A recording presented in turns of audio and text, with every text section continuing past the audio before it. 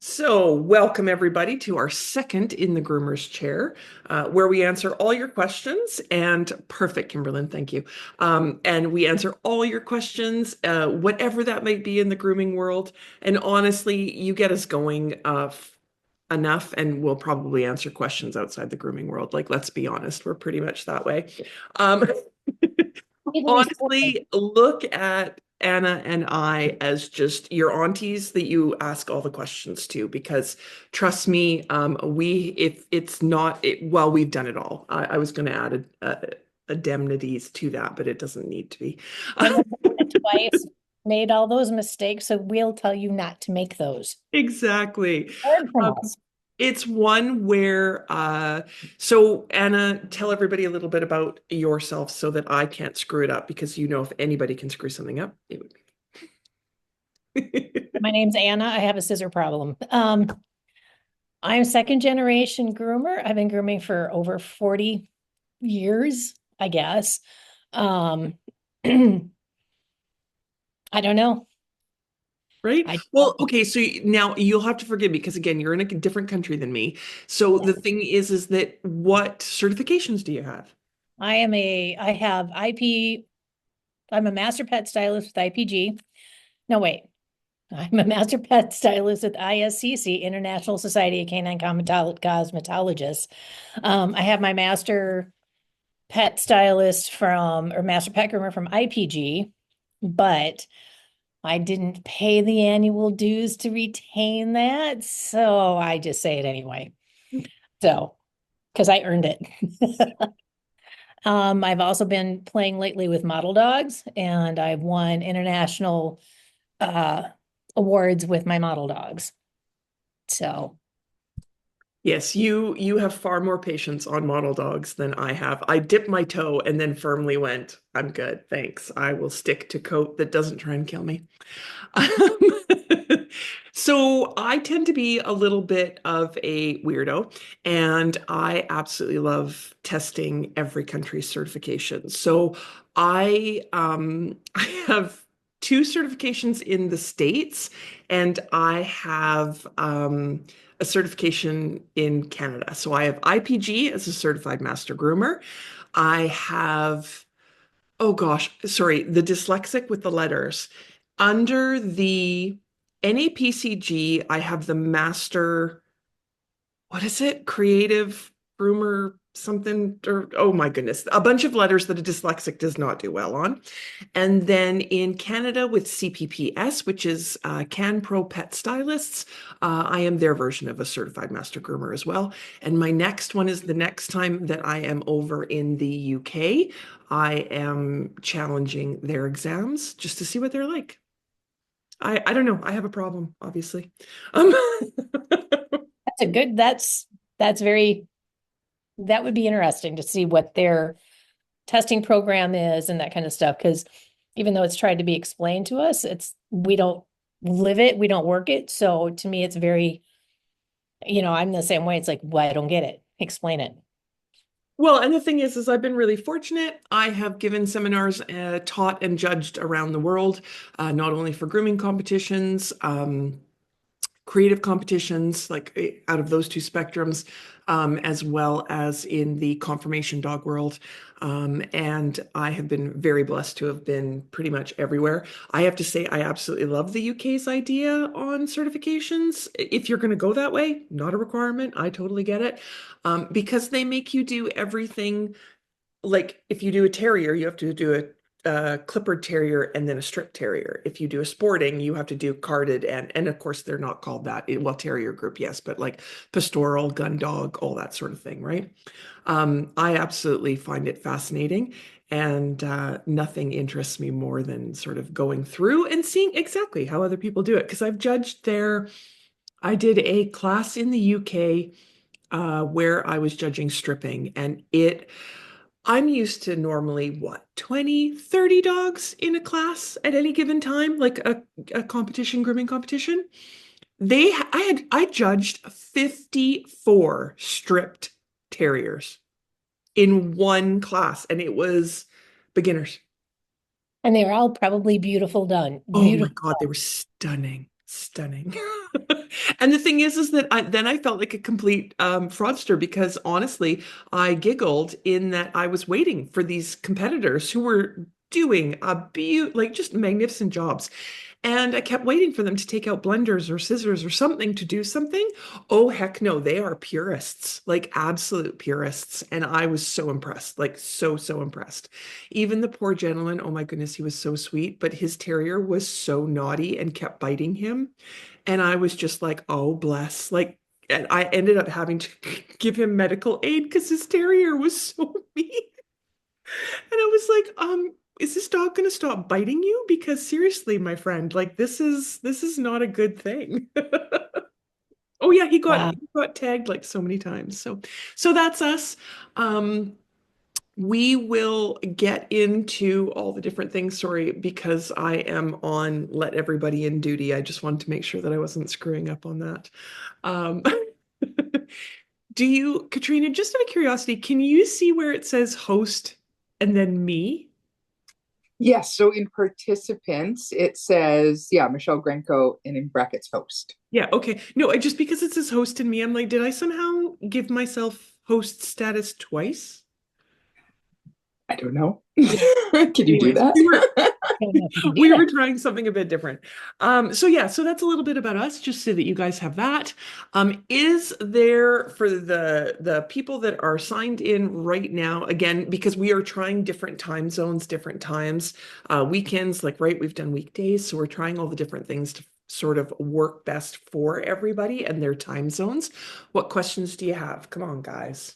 Like I know you've got some, and I can't be the only one that has snack cheese. I just had dinner. Oh, see, we literally just rolled through the door. So I got home, took a nap, and my husband had a pork roast in the crock pot. And then he's like, "Can you make gravy?" It's like, I gotta go. So I made gravy and then I left. and yeah, snack cheese. Mac cheese. Yes, I have snack cheese and wine. Oh, perfect. And I'm still waiting for my last groom to come pick up. So this is kind of perfect timing. Oh, But this is when you're like, I don't feel angry. I just clipped a dog's toenail, the worst I've ever done before, and was in a massive panic because I thought I had removed his toe. And it was definitely, I had seen my trimmers were getting dull because, toenails were being stuck on the top of it. And I had just ordered a new one. I used the little Miller's Forge. Yeah. I just ordered a new one and it came and I didn't open it up. And then I did this to this dog today. I felt terrible, terrible, terrible. But I'm Oh, trying to figure out how to compensate for the groom. I mean, I don't know what to do. I mean, this is like the worst I've ever done. It took a long time to get it to stop bleeding. And you can significantly see it's pretty big. And he had pulled, I almost thought that I pulled it out of his paw pad. That's how oh. bad it was. But I had it stuck on him. He pulled away and it just ended up ripping. What now? Did Quick Stop ultimately get you through, or did you have to go on? Eventually, I actually used a little bit of cornstarch. I put the quick stop back on. My quick stop was a little bit cakey already. You know how it starts to get caked up. It was kind of good because I kept putting it on, but there was so much pressure still in the blood that it just kept bleeding. So then I found a thing where I'd had a syringe with the quick stop in it. So it kept it fresher and it was more of a finer powder. And I was able to finally get that on and had to keep doing it. And I kept looking at the clock going, am I going to have to take him to the emergency vet? I was very nervous, but it eventually stopped. And then I was also doing his sister. So I put him down in a crate and said, let me just watch an eye and, finish her up and see how he did. And then I had to go back because it was obviously the second paw. So I had to go back and do his other two paws. But fortunately, the new trimmers came. So I used the new trimmers. But I was so scared. I was taking baby steps off of him. Well, and Yeah, isn't it always the way? Now, Mhm. sorry, just again, different ways of going about. You said that you had a syringe of Quick Stop. Now Anna's nodding her head. Now I've seen it, but is it powder or is it liquid? No, it's powder. I did it myself. I put it into the syringe. The very first syringe I bought was too small.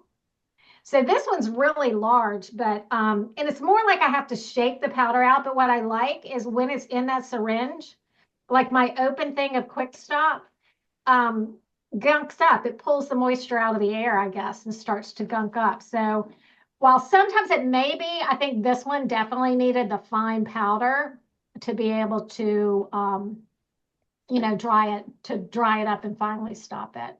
So I just got this like larger syringe. I had seen it, somebody had talked about it before, and that they would just push it. The powder doesn't push that well in the syringe, but you can kind of like shake it down, and then it is about the right size, the little right there, you could put it directly onto the little nail. But this, I didn't care. I was throwing so much at it just to try to get it to stop. Yeah, we always keep ices in the freezer for accidents, like for toenails and that kind of stuff. So you can apply pressure in cold, and that will help slow down the blood. And if you get a tongue or whatever, you got an icy, you can just put that in their mouth, and When that you will say an icy, you're just talking about like a freeze pop? Or... Yeah, a freeze pop. And I'll just keep them in the fridge and in the freezer because they're small and skinny enough that you can use them. So we have ices in the freezer. And then for my quick stop, I keep one of those those little packets that take moisture out. If they come in a bottle of something, I take it out of that bottle and I put it in my quick stop. And that'll keep it from getting too cakey. And then I have a smaller container. I have the big container at Quick Stop, and then I have my little everyday one. And when that one goes down, I can just we just refill that one. it. Yep. And then Now, I do you add. guys do the silver nitrate sticks? I have not even thought of that. That would have been perfect for this one because, like I said, it was the blood just kept coming. It was pushing everything off. Yeah. And I was just like, I've never clipped a dog's toenail this bad. So I was totally freaking out. And this is, okay, so it was 2 cockers, and I was really just doing a bathe. I always do ear cleaning and toenail trimming with a bath.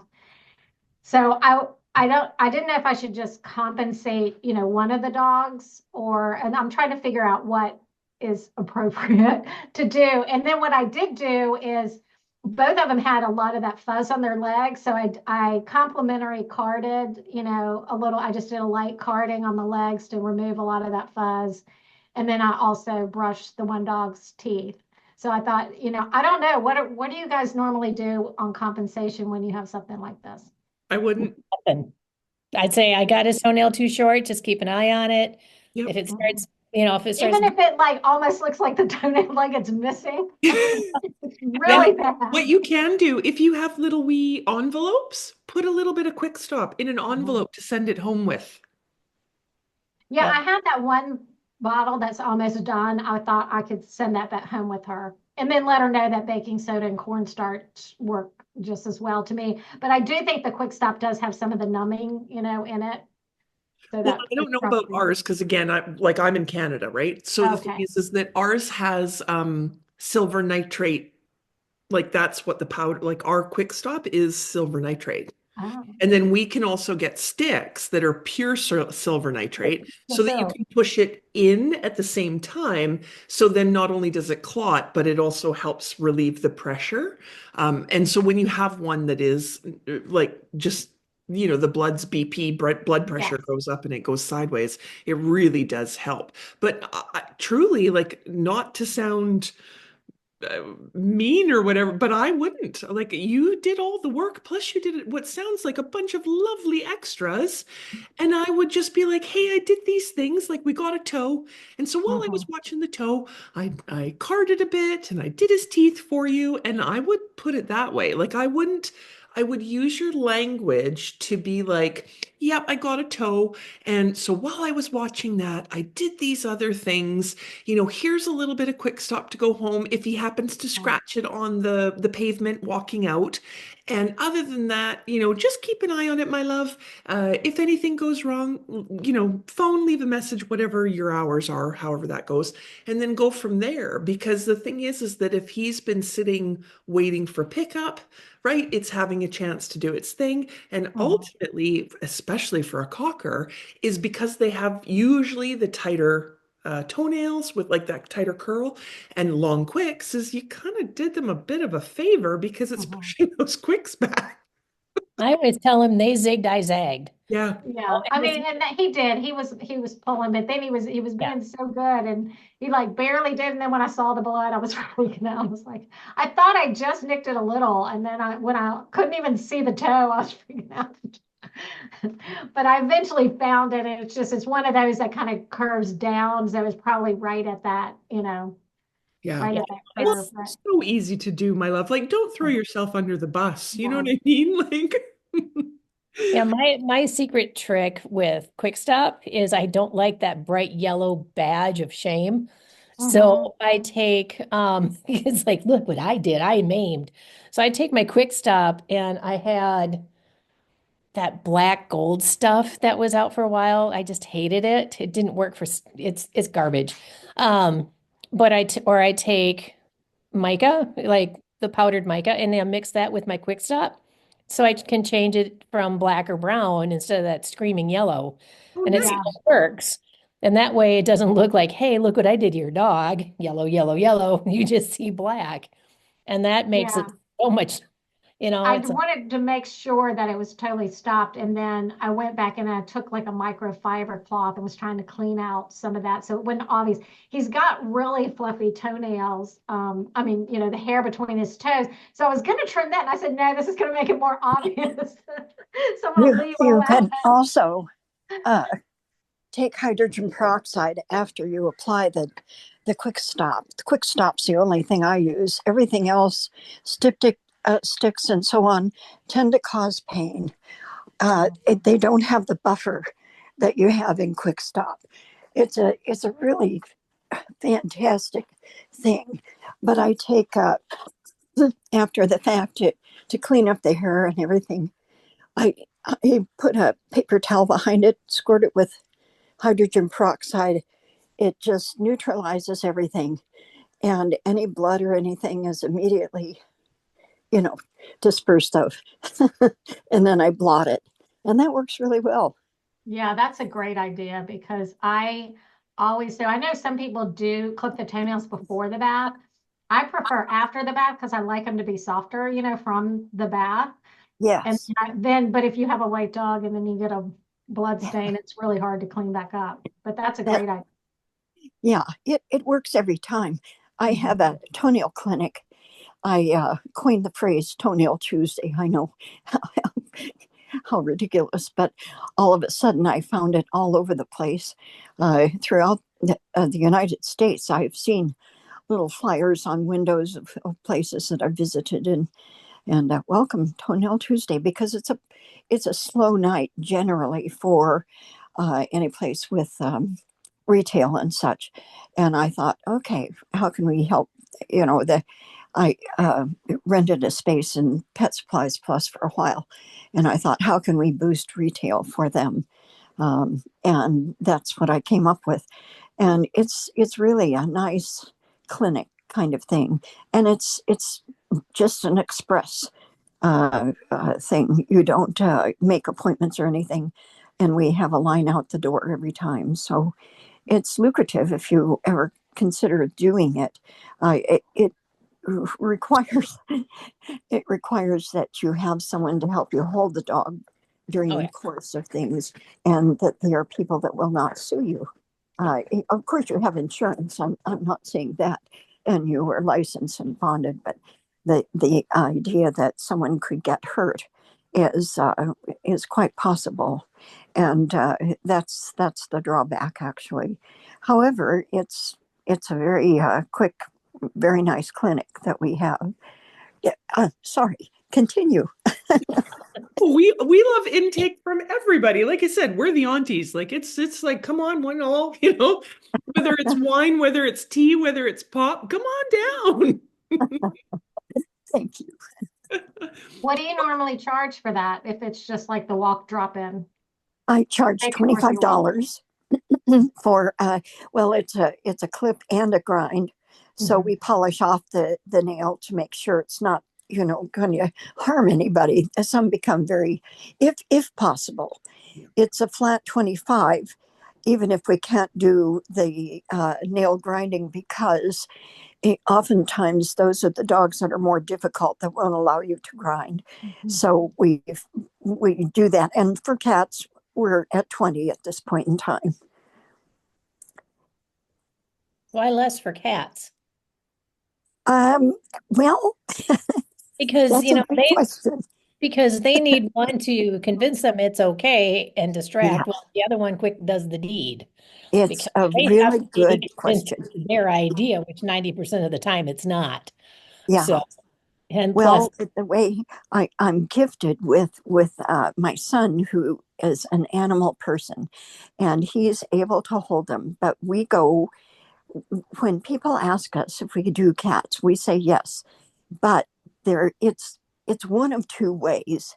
You can either do it or there's no way in hell, because there's no middle ground. They either oh no, allow you to do it yeah, or they do not. And of I course, have, if they I have one cat that comes in every 3 weeks, and as uh she pulls in, I get out the welding gloves because yes, Miss Olive, she used to be fine, and then they went to out of state for the winter, came yeah, back, and I couldn't get near her. yeah. And so Someone has hurt her, gotten too someone, close. yeah. So Olive comes in and she eyes me up, see if I can fit into the barrel. She's been Googling empty lots. She Uh-huh. their plan. And I just get the welding gloves and I put her, she's this little 8-pound black devil. And I do with a bow on her. And I hold her and my coworker does the nails. Oh my goodness. And so, Well, you can either do it or you can't. And I yes. have to tell you, my 60-year career was ended by a cat who bit me badly. And unfortunately, it was a cat I had done before, and I was having to shave it because the owner just, eh, during a divorce settlement, he got the cat, and he was the wrong one to get the cat.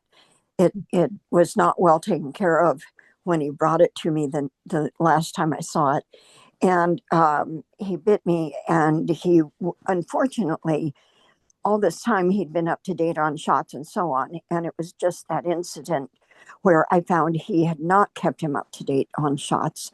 And I was sick for about 2.5 months uh, with after this bite. He just it was just miserable.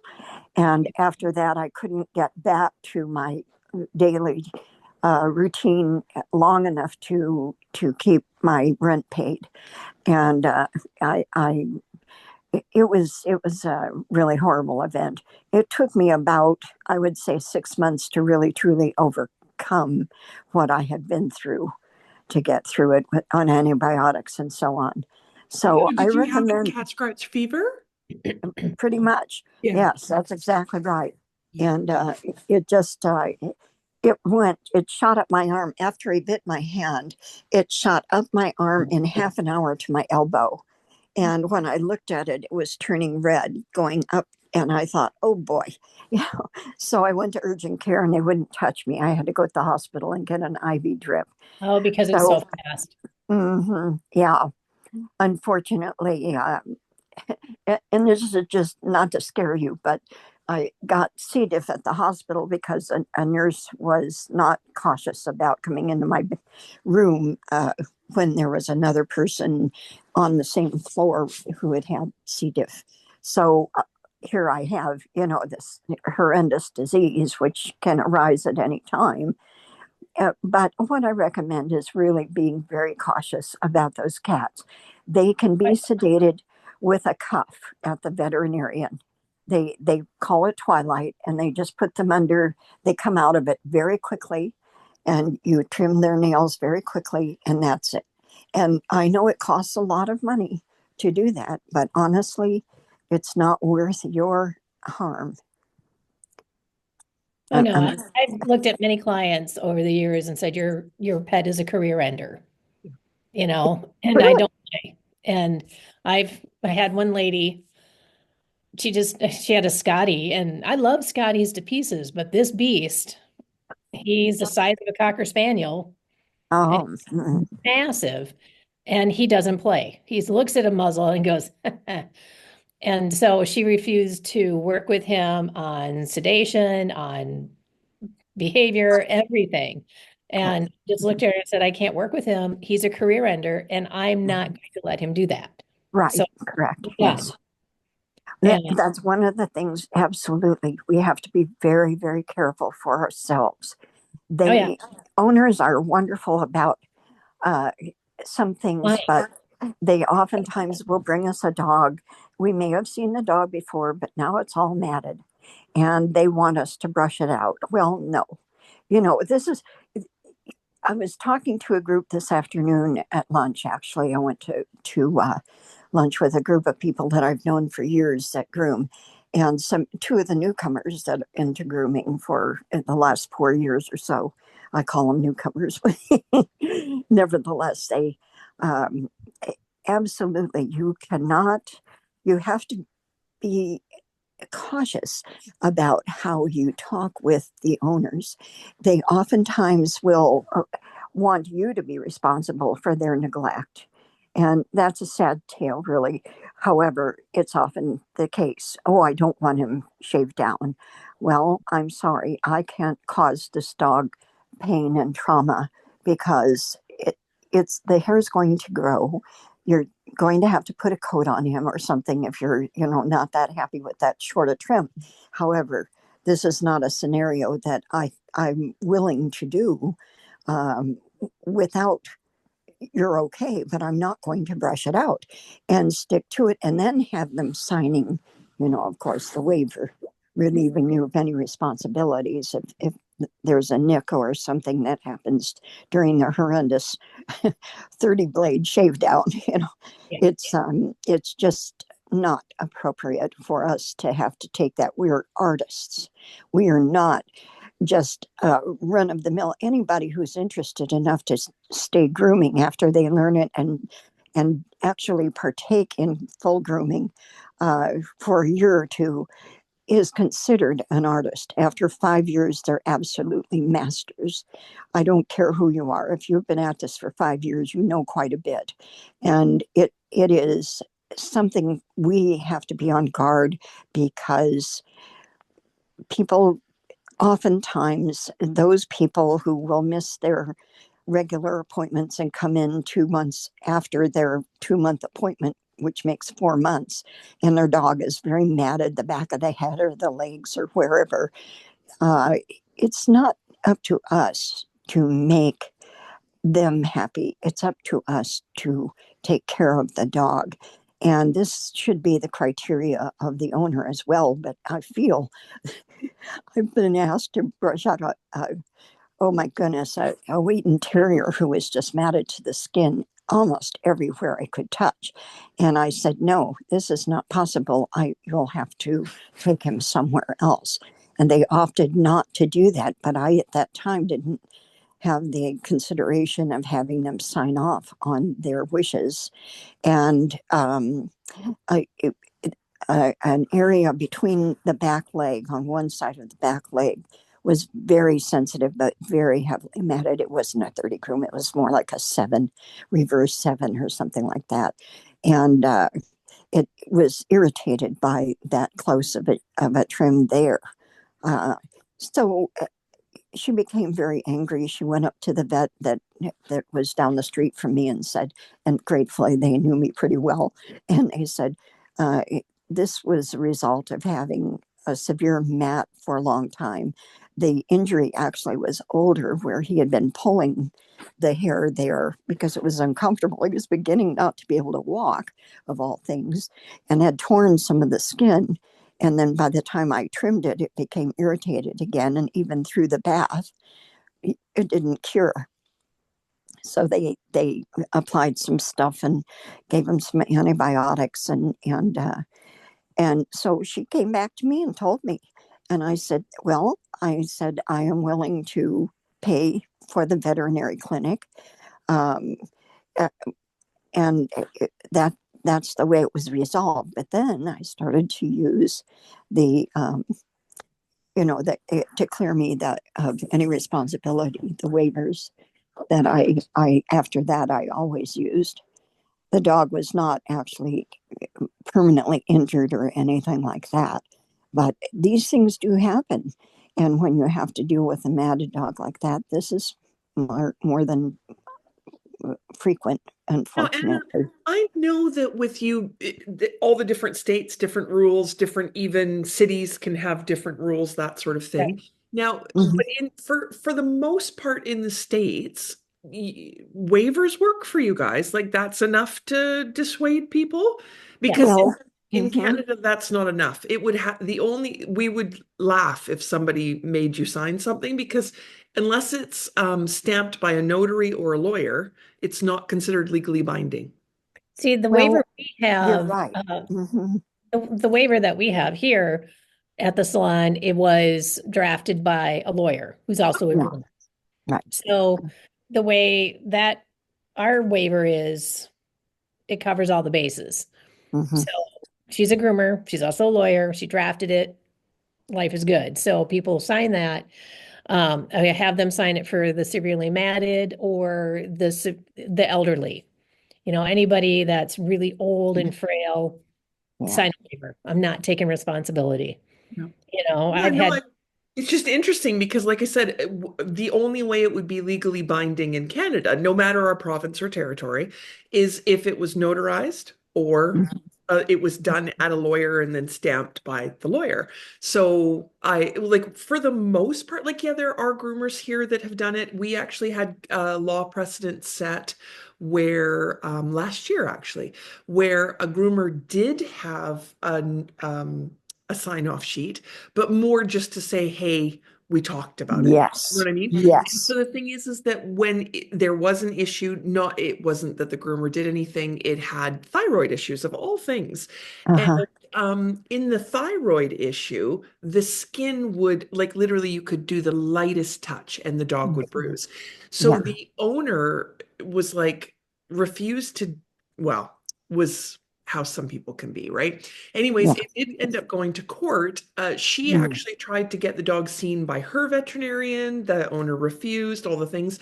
But because, again, not legally binding, but she could prove that she did in fact have a conversation. She couldn't prove what was in the conversation, like completely, but she could prove she had the conversation because she had made a little note saying about thyroid and skin irritation. Like she had made a little like note, right? And so she Mhm. ended up winning the case. And then it was found out that like the fact that this dog had the thyroid came out. So like that it proved that the owner was being even that much cheekier, right? By not disclosing. Yes. But Yes. I found it very interesting. So we are really fortunate now. We have case precedent set for that. And it was honestly a win for groomers. Like it truly was. right. But I know that we got, and again, as Canadian news, we get all your guys' news too, right? And so we were like, we got all the pieces where, gosh, who was it? Was it where an owner actually did win on a doodle that was shaved off for matting? And it floors me because, again, we don't see it the same way. Like, sweet Nancy, Mhm. you were worried about the toe and obviously taking responsibility, and it was just so lovely. But that worry that an owner could get cranky, right? Mhm. It's just Mhm. not how we would think about it. We would just be like, accidents happen. It is what it is. And Mhm. Yeah, off we go.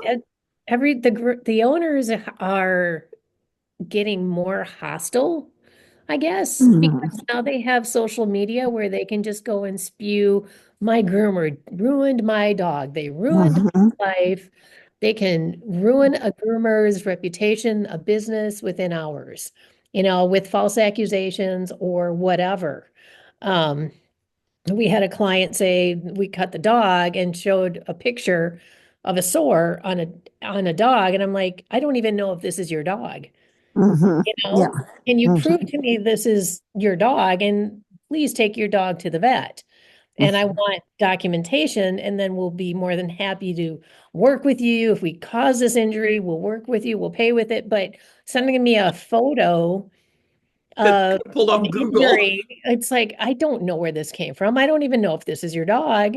Right. Um, and then she got snarky. And so I ended up sending her a letter saying, I'm sorry, but we can't work with you anymore, because of your whatever, your lack of willing to work with us. And, but we'll miss your dog. Yeah. Is how I Mhm. ended it. It's like the dog was lovely, the lady, not so much. And like 3 years later, we get a phone call from the husband, and it's like, you can bring in the dog. She can't. She can stay in the parking Mhm. lot. So Oh my no. goodness, I have those. I have those. I have two of those where I'm like, look at, I will happily, your dog is amazing. But one of the halves is like, You stay in the car. Just yeah. And stay in the car. I've got ones where, because of course we have the school, I have a brick and mortar school, so we teach. Uh-huh.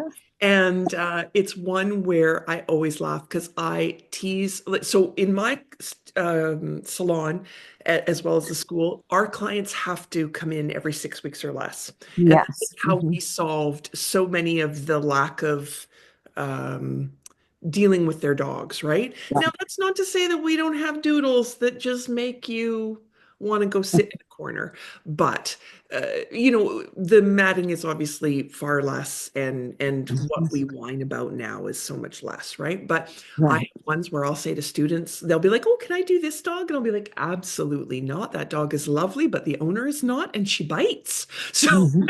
it's Dog is never very the good dog we're killer. talking about. And there's Absolutely. no That's a muscle wonderful there's no thing. human muscle yet, right?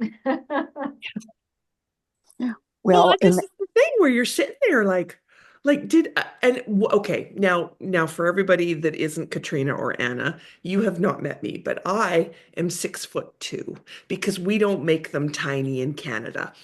And so okay. the thing is that when I come up front, so I have my front end staff, who's my husband, and then we have our staff, and everybody's amazing, and we all work together as a big family. And it we, as in I say that like we're mom and pop type salon, right? Well, we got stuff, Yeah. chef salad. I giggle when we have things where somebody will be like, say, with Katrina, they will be like, "Oh, what about this? What about that?" And they'll get snarky. And then I'll hear the snark, but I won't actually hear like what they're actually saying, just the tone. And I'll walk up front and I'll be like, "Hey," and there suddenly it all changes. And I'm like, "Uh-huh." I'm like, don't push me." I think it's funny because I'm 5'4", and when I stand next to Michelle, and when we've judged things together, I'm trying to stand on a box and she's scrunching down. It's like, you stand on that side, I stand on this side. It's fun. Give me a It's step you, stool. you sound so wonderful. Really, and it is all about compatibility and finding those people you can work with and keep a smile on your face all of the time. I think everybody who's been in it in the grooming experience has met or been in situations where people were just not compatible for one reason or another. And it could be a million different reasons for that. Uh, just personality differences, or, oftentimes I confronted situations where people were jealous about something, and that's not compatible. That's not trying to uh, arrive at a really fine tuned uh, situation where you have cooperation, not competitive behavior, but cooperation with one another, and that's really what makes it. I'm so happy to hear that. It's just wonderful. Well, and I have to say, well, Anna, you have no ego. I have Oh, to say, every time I talk to any of my students where we're like, "Oh, like with all your books and the different products," and I'll be like, "Oh, like if you want this, you have to get scissors up, and if you want this," and I always say, just imagine the friendliest person you've ever met who is egoless. And I don't consider myself to be like, bad that way, but there's certain things where like I'm just like, no, I'm always amazed at your grace and the fact that you Hmm. are just so egoless. Oh, yeah, that's wonderful. I don't feel that because there's times where I would just walk around going, did this, they took that, ooh, and then behind closed doors, I'm throwing stuff, and it's like, how could they? you know, if I could burn Funny how downstairs. quickly a groomer's mood can change. No, it does. It's But you that. know, when my loop dog was copied, I didn't know about it, and somebody sent me an anonymous screenshot of an Amazon thing of, hey, you know, this is happening. And when I got to the bottom of it, you know, found out it was one of my distributors that took the product and copied it. I'm Oh, curious. And it's like, how, and I called the owner of the company. I'm like, how could you do this? well, you have a patent, is that right? I Did you can't patent it? patent it because it doesn't pass what they call the obviousness test because Ah, it's on my grooming arm, duh. mhm. Oh, and Oh, if you guys have not seen this, like it is, especially if you work by yourself, it really does give you an extra It's a hand. piece of Velcro, you know, and a it's D-ring. And so wonderful. it doesn't Hmm. pass what they call the obviousness test, so I can't patent it. I had Chuck Simons from Groomer's Helper. Such a lovely man. Now, how do you use, how does it help you? What do you Oh, use? okay. Here. Let me move my coat.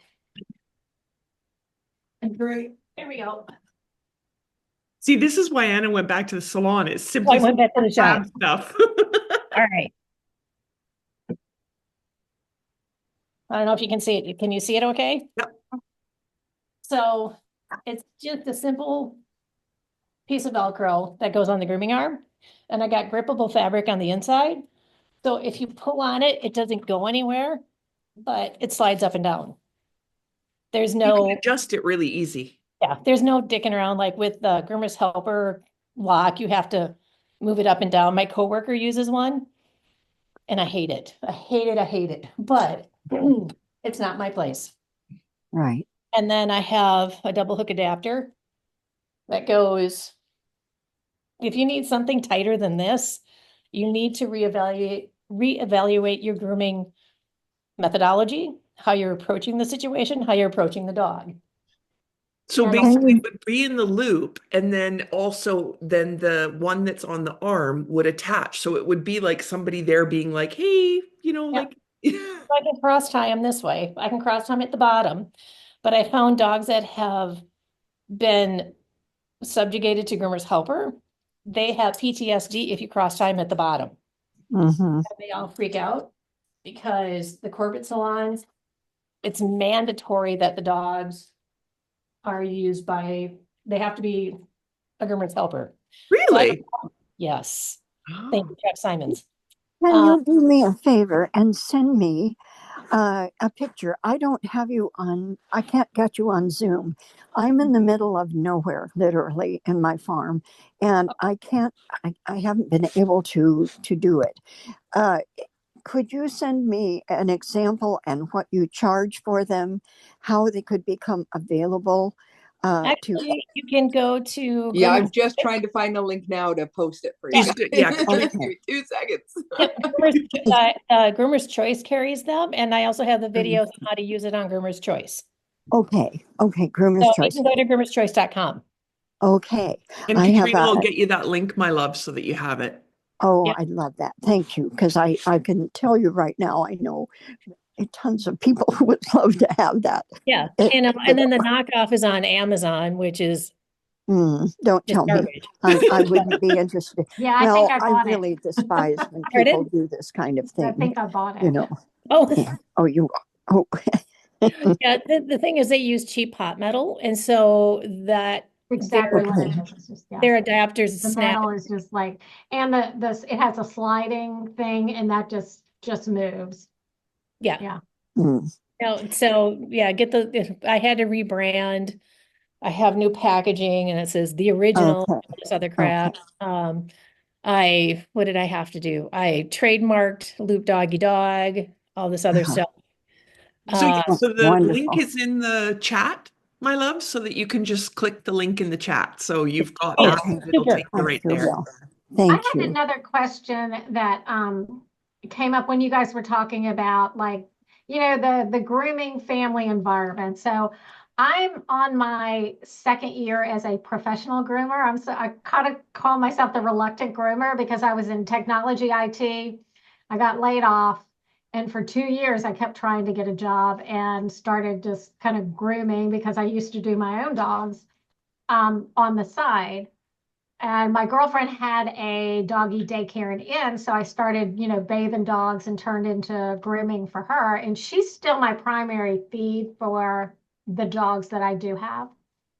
But I'm also 62, and this is the amount of dogs that I would have to groom a day to replace my previous salary is beyond my physical capability. Right. I Yeah. understand. So I'm trying to think of I've actually spent a lot of money converting my garage. I have a single car garage that is converted. I'm in a very popular area. I live in Charlotte, North Carolina, but I'm like into a walkable district, but I'm in a neighborhood. Now, So is my your location is good. But what I need help. How do I entice somebody and how do I afford to pay them to help me get this off so that I can eventually be the owner and not be the primary groomer? Okay. Ask the groomer. Ask the groomer is coming out with a book in the next week on how to create your own grooming salon with as inexpensively as possible with what you can afford, let's say that, and how to eventually, keep developing it so that you become very professional, very one of the things you might consider being in that neighborhood, while it's quite walkable, there will be people who want a pickup and delivery. That will boost your income probably double as to I'm what you could trying do. some of that because I do that for the daycare. But the Mm-hmm. challenge there is then now I'm taking 20 minutes out of my time Right. and I'm currently one-on-one. So without some help, but I also don't feel I don't have my schedule Uh-huh. filled. the So I first, don't know how I could support yeah, having someone else help me. the first thing you want to do is if you're going to have a home-based salon is make sure you can be zoned for. I already have that. I have my Okay, my so that's permit. cool. I've So Mm-hmm. you got got hot your and zone cold and your water. permit. I've got my tub. I mean, I did all of that. I had to upgrade my power. I did all of that right. I have my business permit. So it's not my physical location. It is, I'm just, because I'm not full, I don't know how I can afford, what would entice somebody into that family environment? Do you know what I mean? I'm like, I don't want to go steal groomers from, Petco because it sounds like they've got so many challenge or whatever the box changed, but it was like, what would entice groomers and how could I afford to create that sort of family Mm-hmm. environment where they feel valued? Really, really simple.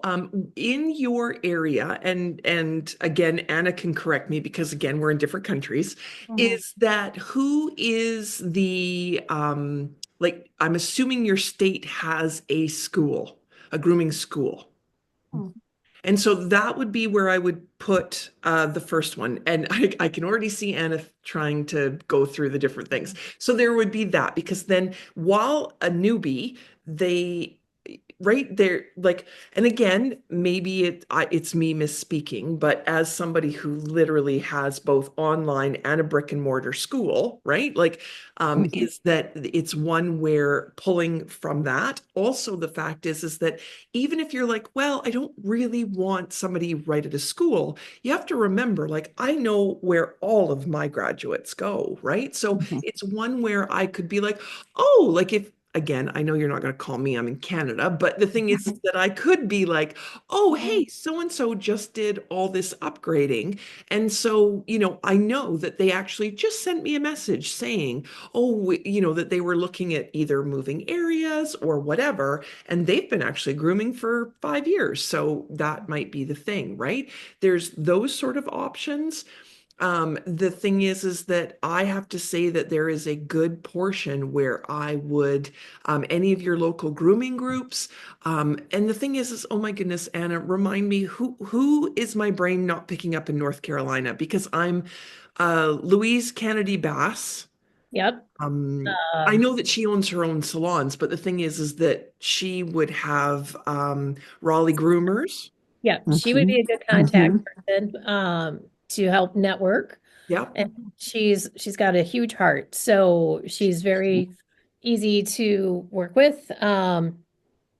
Haley Keys used to have a grooming school, but I think they closed it.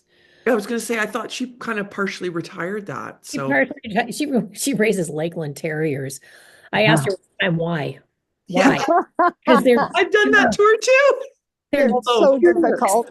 Oh my I'm God. I like, and then why? so again, because we're always problem solving. So the thing is that now are you, and again, please forgive me, but are you close to Raleigh in regards to? I am, but but it's an hour and a half away, so it's Okay. not. No, it's just because the thing is that the I know it's Raleigh Groomers, but there are Facebook groups, my love, Mhm, that would mhm. be, if you're not already on them, would be a great way to start Yeah, I'm connected with like a North Carolina groomers, but nothing local, to you. really local. It's more, I'm in the more, broader groom, which is helping for tips, but it's not helping for, hey, how can I go learn something, or how can, somebody come, how can I help somebody else, or what to do.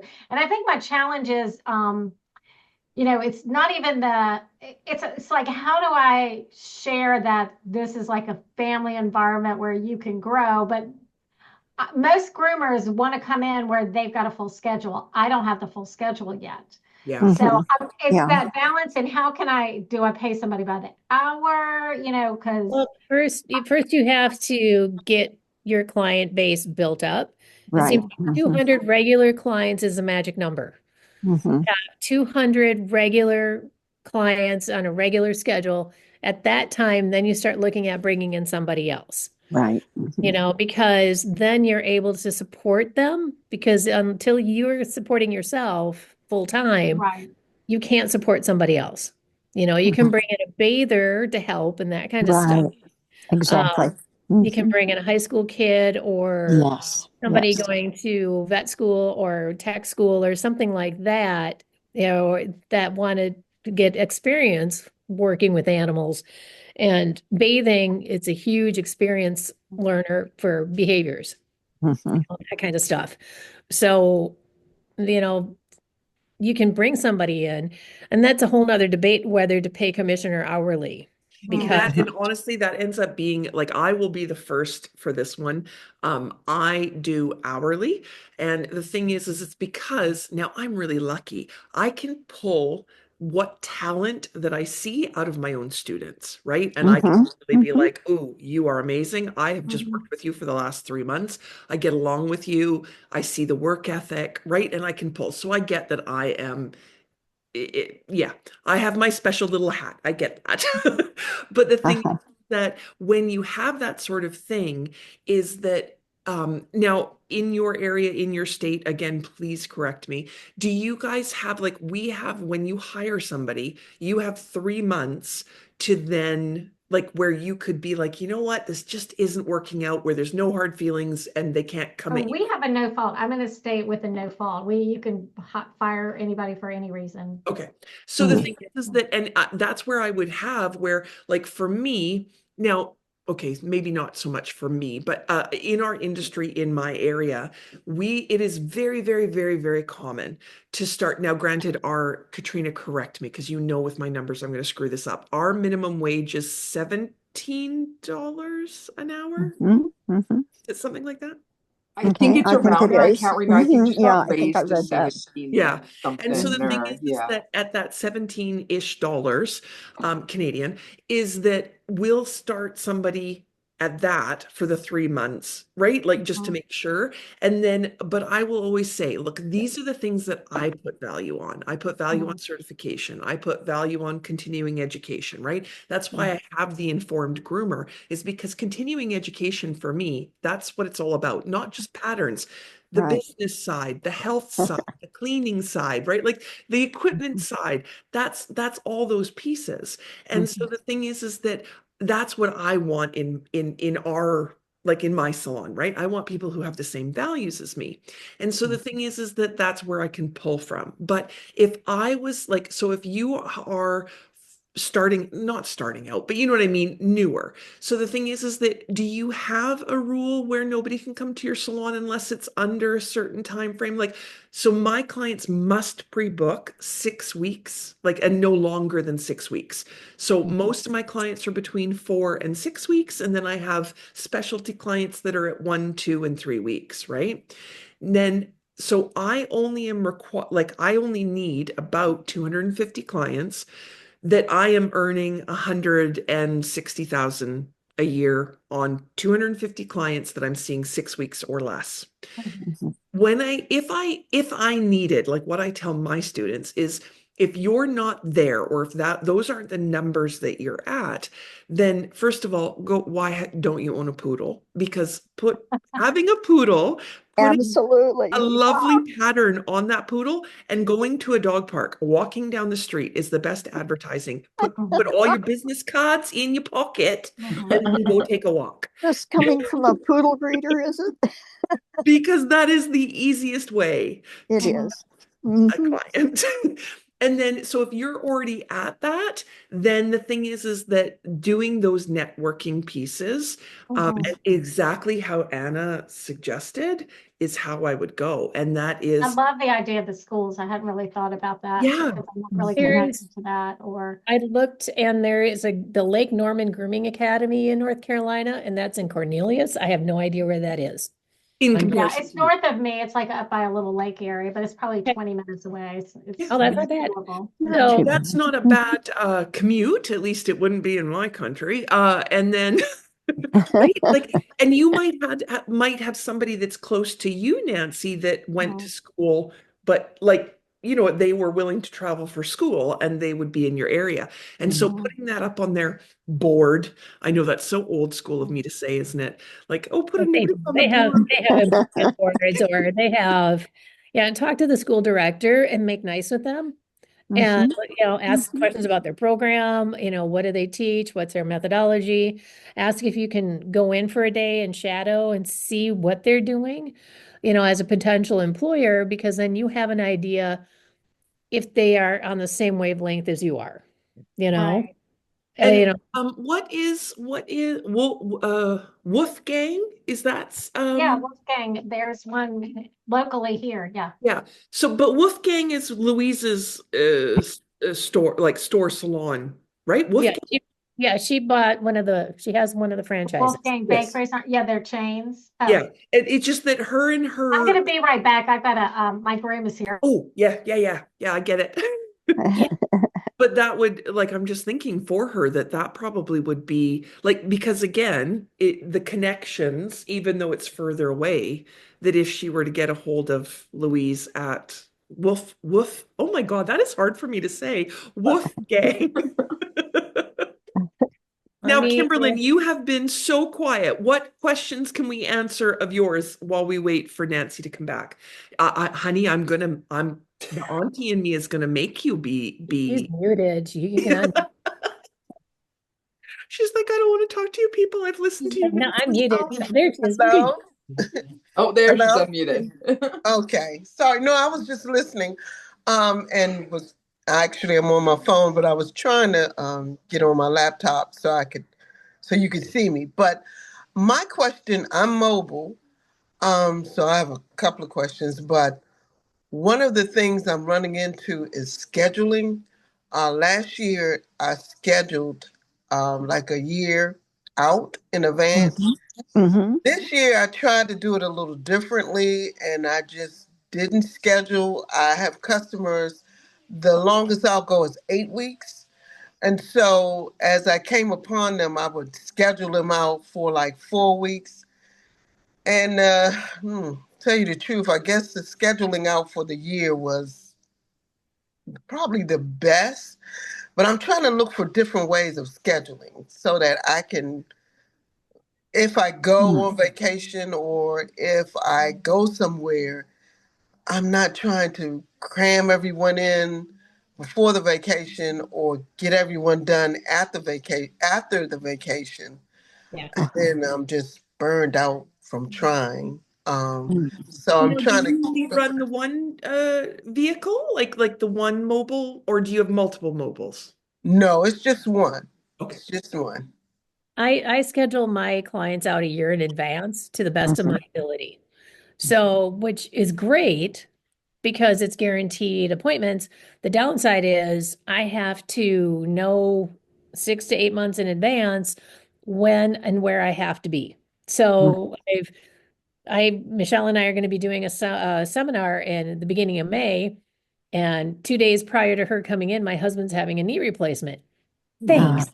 So now I have to Mhm. reschedule a week's worth of appointments, but and then I'm going to Kentucky, then I'm going to Texas, and I have to make sure I know where all of my obligations are mhm, a year in advance, and I just schedule around. So when people are like, "Well, I need an appointment in 4 weeks," I'm like, "Well, nope, that ain't gonna happen. I can help you on this date." mhm, So, How, mm. get them Kimberly, pre-booked. how, sorry, now I will be the first to say I am not mobile. I live in an area that is very spread out because we got a lot of land up here. Mhm. You're up So north. please be like, well, that's whatever. But I did just have a student who runs mobile in a community that is quite tiny.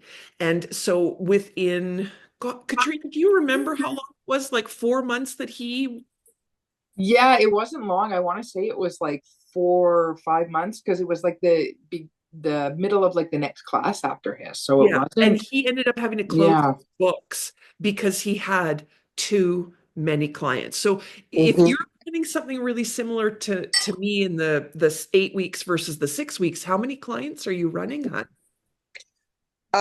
You know, I never really counted, but I was contemplating closing my books as well because it's, Good. I mean, Well, it it's, sounds, honey, like you are super worth it. Your clients are obviously Mhm. loving on you. And so we want to love on you in the same way, but love on you for your own personal health. Mhm. yeah. I've tried not to take new clients for the last 3 years. And so the only new clients I have are clients, previous clients that have lost a pet and have got a new one. Then I'll take them.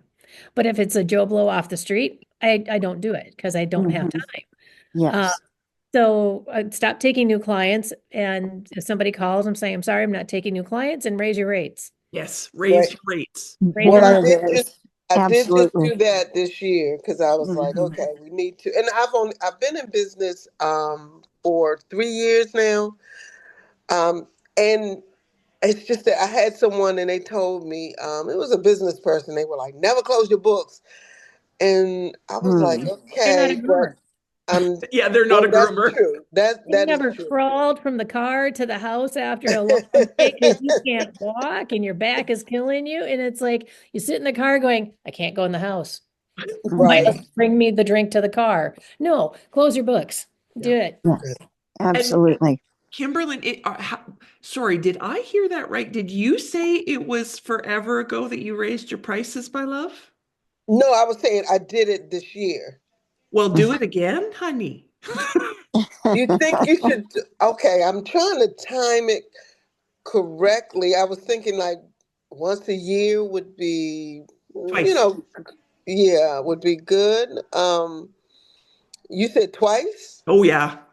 Twice. Okay, so the rule in Canada, and right, so take that into consideration, is Mm-hmm. that our what do you call that? Our standard of living price increase every year in a national average is 10%. And Wow. so I tell Oh, all my my. students, raise your prices 5% twice a year. Uh-huh. Please do not Mm. put a note out. Like you could put it on your website or whatever, but like I do not tell my clients when I raise my prices. I just raise my prices. And Mhm. because the grocery store doesn't tell us when they raise their prices, so I don't have to either. And so the thing is that if you do it in percentage and not in actual like a dollar amount, right? Not Mhm. all fair across the board, no matter if it's little dog, big dog, whatever, or multi-dog households, it's fair. And the thing is that if again, if you guys have that on average 10% increase of what it costs to live, then that is your bare minimum. And the thing is that that way, not only are, because the thing is, you have to remember, mobile grooming is a luxury. And It so you is. should be paying Your for that gas is luxury. skyrocketing, that kind of stuff. We have to take that into consideration when you run your business. So in order for you to keep your door open, you have to make sure you adjust for your gas, your time. Products are going to go up, with all the tariffs and everything, and a lot of our shampoo products, the trickle down is going to happen. And so we have to raise our prices for that. And it just floors me that clients, when we raise our prices, they argue with us. And I'm like, I had to look at a client last year and say, I haven't had a cost of living increase in 5 years. Why is this Yeah. industry immune to having a cost of living raise? Yeah. Everybody else gets it. Everybody, why are we immune? And it floors me that people don't think we deserve to be paid.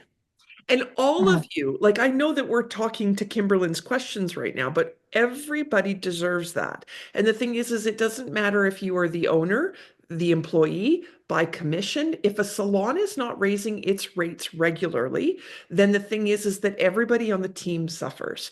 And That's right. so if you are your own team, Kimberlyn, then you also have to be your own cheerleader, and you also have to be the hard butt. Like as in, like you have to be like, I am worth it. And you are. And the thing is again, especially as mobile, because yes, it's not brick and mortar costs, but it is insurance. It is exactly what Anna said, right? And so by having those pieces, here's the one thing. If you are close to burnout, now I was about 10 years ago. I was so close to just walking away. Like literally, I was like, I would have left my doors open and walked away. And I have really good clients, like really good clients. But what I realized, first of all, we raised our prices a stupid amount really fast. And anybody who complained, we were like, there's the door, don't let it hit you on the way out. Like we literally drew a hard line. And then we went from something about an 85% client Good base conversation. that was like pre-booking to it was a requirement. There was so 100%, 6 weeks or less. Otherwise I don't want to talk to you. Then what happened within a year after doing that and like hardcore breakdown is that it was one because everybody wanted me. Everybody was like, you're not allowed to take a weekend off. Like it just got silly. And I am a people pleaser. And so the thing is that Anna's giggling in the background, but like I am. Work 6 days a week. I'm right there. When I did that, all my clients who are my beloved heart, like not just their dogs, but them, they were like, of course, you are worth it, and we're happy to pay it. And all those clients that brought me absolute misery, and now to be fair, there were probably only 10 of them, but they were the ones that were taking up every ounce of energy that I had. And Yes. worth my time. And they would complain, and you could never make them happy. And, gosh forbid I take any kind of time off to spend with my children, be with like take a vacation with my husband, any of that, they would be the first to complain. And so when we added that, we got rid of all the complainers. It was lovely. And my clients now that I have are literally like, yes, 100%, like not a problem. And again, I don't announce when I raise my prices. We just raise them and that's what it is. Now we have a bit of a weird strategy. A business coach that I have, we talked about it at length. None of my prices are like $85 or 60, like, you know what I mean? Like, so our little dog is $75 is what it starts at. None of our prices are like that, right? Ours are like 87.25 or 80, 6.32. They're all weird prices because it's for the human brain to remember those quirky prices. So they notice the raises. Ah, Okay. interesting. Yeah. Cheeky, right? Well, And if, and that. if clients complain about the pricing or your lack of whatever, then you have to increase. Just tell them, if I don't increase my prices, I'm out of business. Right. So it's your call. Mhm. You pay the extra or I shut my door. Yeah. What do you want? Well, I really was surprised when I gave the raise because I went up $20 across the board. Good for you. Um, and when I gave the raise, everyone was pretty. I had a couple who were like, but then they stayed, and they were like, "Well, okay." And then I had a lot who were like, "Well, you're worth it, and this is worth it, and my dog Mhm. is worth it." So, Good. and I really was biting my nails about doing it. And I guess, I was just like, whew, okay, well, you know what? Because I did the numbers and it was like, okay, you did the numbers and this is what you need because you Mhm. have to. Right. It's just a lot, with the generator and all that. I'm sure you ladies are aware. But Oh you yeah. gotta pay the bills, and in order to do that, you have to keep your prices up, and then you have to make sure you get paid. Mhm. Right. So your grooming price is different than your running expenses, like your Mhm. gas, your generator, water, and all that other stuff. So that, especially with mobile, you don't have, all of your rent is, your expenses are on wheels, where your brick and mortar, that's a whole different game. So, but you still have your electric, you still have your water, you still have all your utilities, but it's with you. But that is added into the cost of operation. And then you have that luxury service charge because you're a luxury service. You can add that $20 as a luxury fee. Mhm. Because You know? Kimberly, like in your area that you work, have you gone and looked at what brick and mortar costs? Because you should be a minimum $20 above brick and mortar cost. Yeah, I did look. I looked at brick and mortar. I looked at, corporate like the PetSmarts, Mhm. Petco's.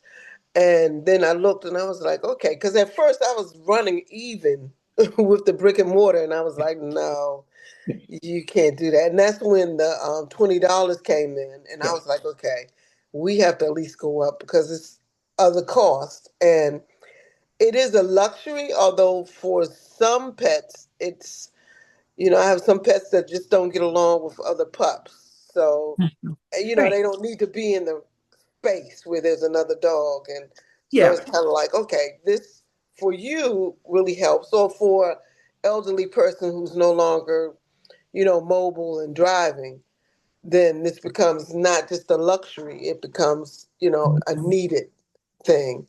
So, okay. You know what? Thank you, ladies. I was just, I just kind of felt some kind of way, and I was like, I'm not sure if I'm on the right path with this, Oh, you but are. No, it sounds like you are, my love. Like being, like honestly, being booked out, that is where you want. Closing your books, 100% acceptable.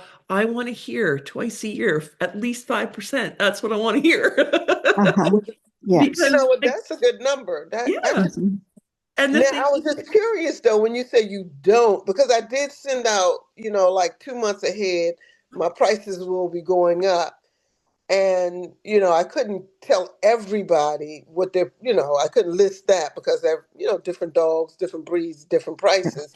Mhm. But I was okay when you said that, I was like, wow. And so they just paid it, no, they just paid it. Well, it's when milk goes up, you go to the grocery store and it's like, well, crap, okay, I need milk anyway.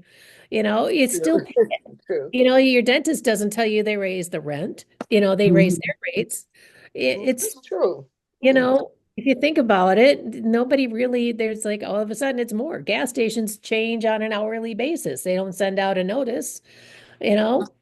Okay. and the Why are thing is why like are we exempt? You know? Yeah, and even if you look at hair salons, now, okay, I get that we can all look at me and realize that I don't go to hair salons, so maybe I'll just shut my mouth. But the thing is that have you ever, like, I don't know that any hair salon that is like, oh, it's this, like, where it's the same every time, because Mhm. not every time that you spend, Katrina, Katrina, who goes to the salon. Okay. They definitely do not tell you when they're gonna raise it, and I go like a good doodle client. I go every 8 weeks or whatever. Yeah, they've never told me it's and again it's a weird number, so you don't know. I couldn't tell you what I paid last, like exactly. You know what I mean? Because that's a weird number. With me, That's the my friend best. is my hairdresser, and so for years we bartered with her dogs and grooming. There you go. And so her Hmm. last dog passed away, and I actually had to start paying for a haircut You're and like, color. no. I haven't done that in 20 years, and I was like, how much? Yeah. Damn. Okay, fine. I'm squirreling. You're like, get another now dog. and then she's like, don't you dare tell anybody I'm only charging you this. I'm like, $130? Shit. And I was like, damn. Sorry. I Look swear. at that. Has anybody used any dog products on their own hair? Yes. What do you like? Tell me Absolutely. what the tips Well, are. okay. My mom was a Mr. Groom distributor back in the day, and I didn't know people had separate shampoo at all. You can open a can of Ring 5, and I'm 5 years old again. That still smells exactly the same. Sam Cole remembers my mom from trade shows, which is hysterical. Um, I found that out. It's just funny as crap. But no, canine competition. I love that for my hair. Oh, I was Canine just putting Comp Nano Mist in on Nanomist. what, Tuesday? Yeah. Yes. Great. And I use giggle water for detail, if I need a whatever. No, Oh, I if I want my honestly, curls to actually, like, this looks like a hot mess. I get it. I actually have Shirley Temple curls if I actually take care of them, and they will come out with one spray of Nanomist, like the Canine Comp Nanomist.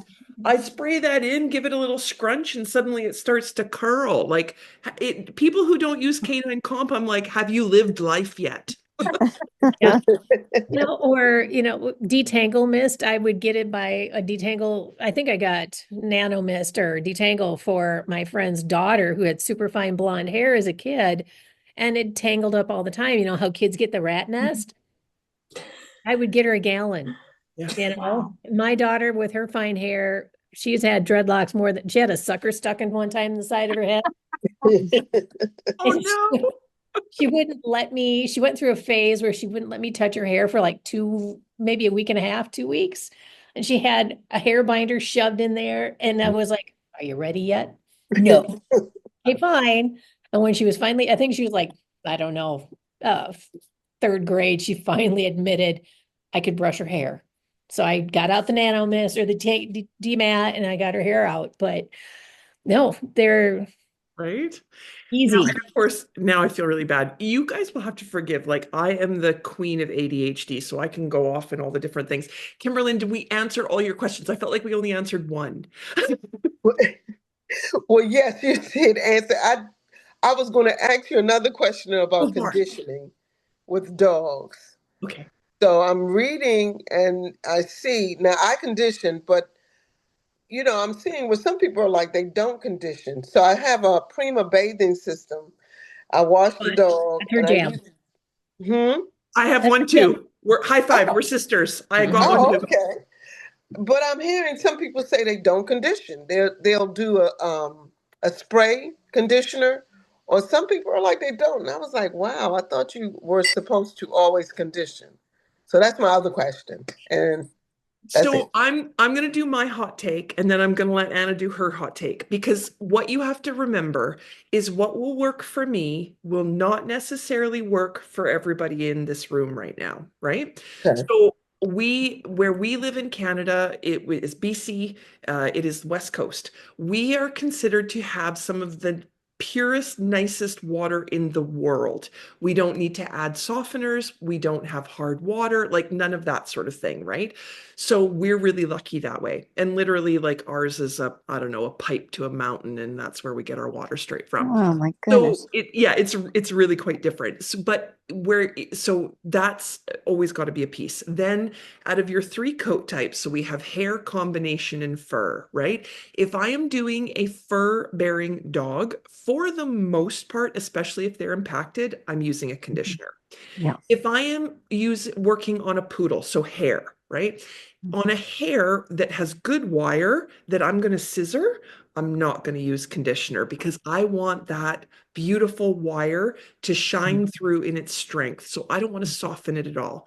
That being said, when I have dogs of questionable background, we call it sort of that the cheap Chinese doll, like as in like a little dolly, like that kind of feel of hair. And with a tight, small curl, we will add a little bit of conditioner to sort of soften it because that curl is too tight, but it's not actually good wire. And then for most of well, never on a terrier, and most of our other dogs, we won't unless our winter is really hard. And so we're obviously fighting the weather. But for the most part, we won't condition a dog because it will add time to your dry. Right. We will, if we have a dog, whether it is hair combination or fur that has, like obviously hair and combination coat, they can actually have matting, right? Like fur can, but that's usually impaction. So if it was matting on those two types of coat, then I would spot spray with nanomist and then carry on, right? Like every dog you kind of have to treat as an individual. Back in the day, a million years ago, I'm not going to tell you, I'm not brave like Anna. I'm not going to tell you how long I've been grooming because it's hitting, we're over 2 decades and I'm not willing to let you do the math of trying to figure out how old this is. Well, the thing is like I don't do every dog, and I actually have because we are known as a show grooming salon as well. So none of my like I have a Siberian Husky breeder, and who shows obviously, and she would literally lose her mind if I put conditioner in one of her Sibes, like her Huskies. Like she would just be like, "What are you doing?" Like because she wants you to be able to feel that That beautiful text. guard coat. Yeah, Right. because it's really important to them, right? So do I use it on everything? No. Do I take it case by case for the most part? I can tell you for terriers, I'm like okay, soft-coated Wheaten Terrier, right? Like it's still in the terrier class, but it's hair, not fur Mm-hmm. or not combination. So they're like so it would be that sort of thing. I do really I get picky. What about you, Anna? Sorry, I'm babbling. Okay. I'm on two minds. Part of me, I don't condition every dog, but I do use conditioner. On my terriers, I'll use the Chris Christensen Spectrum 1 because it's designed for the terrier coat. And even their conditioner, I really like it because it's so lightweight. And I like using that on stand-up coats because it helps get those poodle coats and Bichon coats to poof a little bit more. So, but it protects the cuticle and the hair from the dryer and all that other stuff. Um, your Goldens and or your big Dishas and that kind of stuff, I'll use conditioner. It's my demat trick is I'll shampoo them up to get the junk out. Then I slather them up with conditioner, brush it through and take an HV to it, loosen it up, rinse it all out, shampoo them again, and then I'll use a spray-on conditioner because I want to protect the hair while I'm brushing it out and trying to get it out. Um, the thing I've been playing with lately, and I talked to Michelle about it a few weeks ago, was I've been playing around with putting one drop, just one little drop of lanolin oil in shampoo in a big, a regular squirt bottle. And I found I did that for an old Wheaten Terrier that was all matted up. He came in yesterday and he wasn't all matted up. So it helped protect the coat from him getting super matted. But this time of year up here in Minnesota, everything's so darn dry. Adding that drop of lanolin is helping protect the skin and coat and giving them that little bit of moisture that they need because, they can't walk around going and slap on hand lotion because they're dry. So that, and I also found it actually poofs them up a little bit. I don't know why. It just does.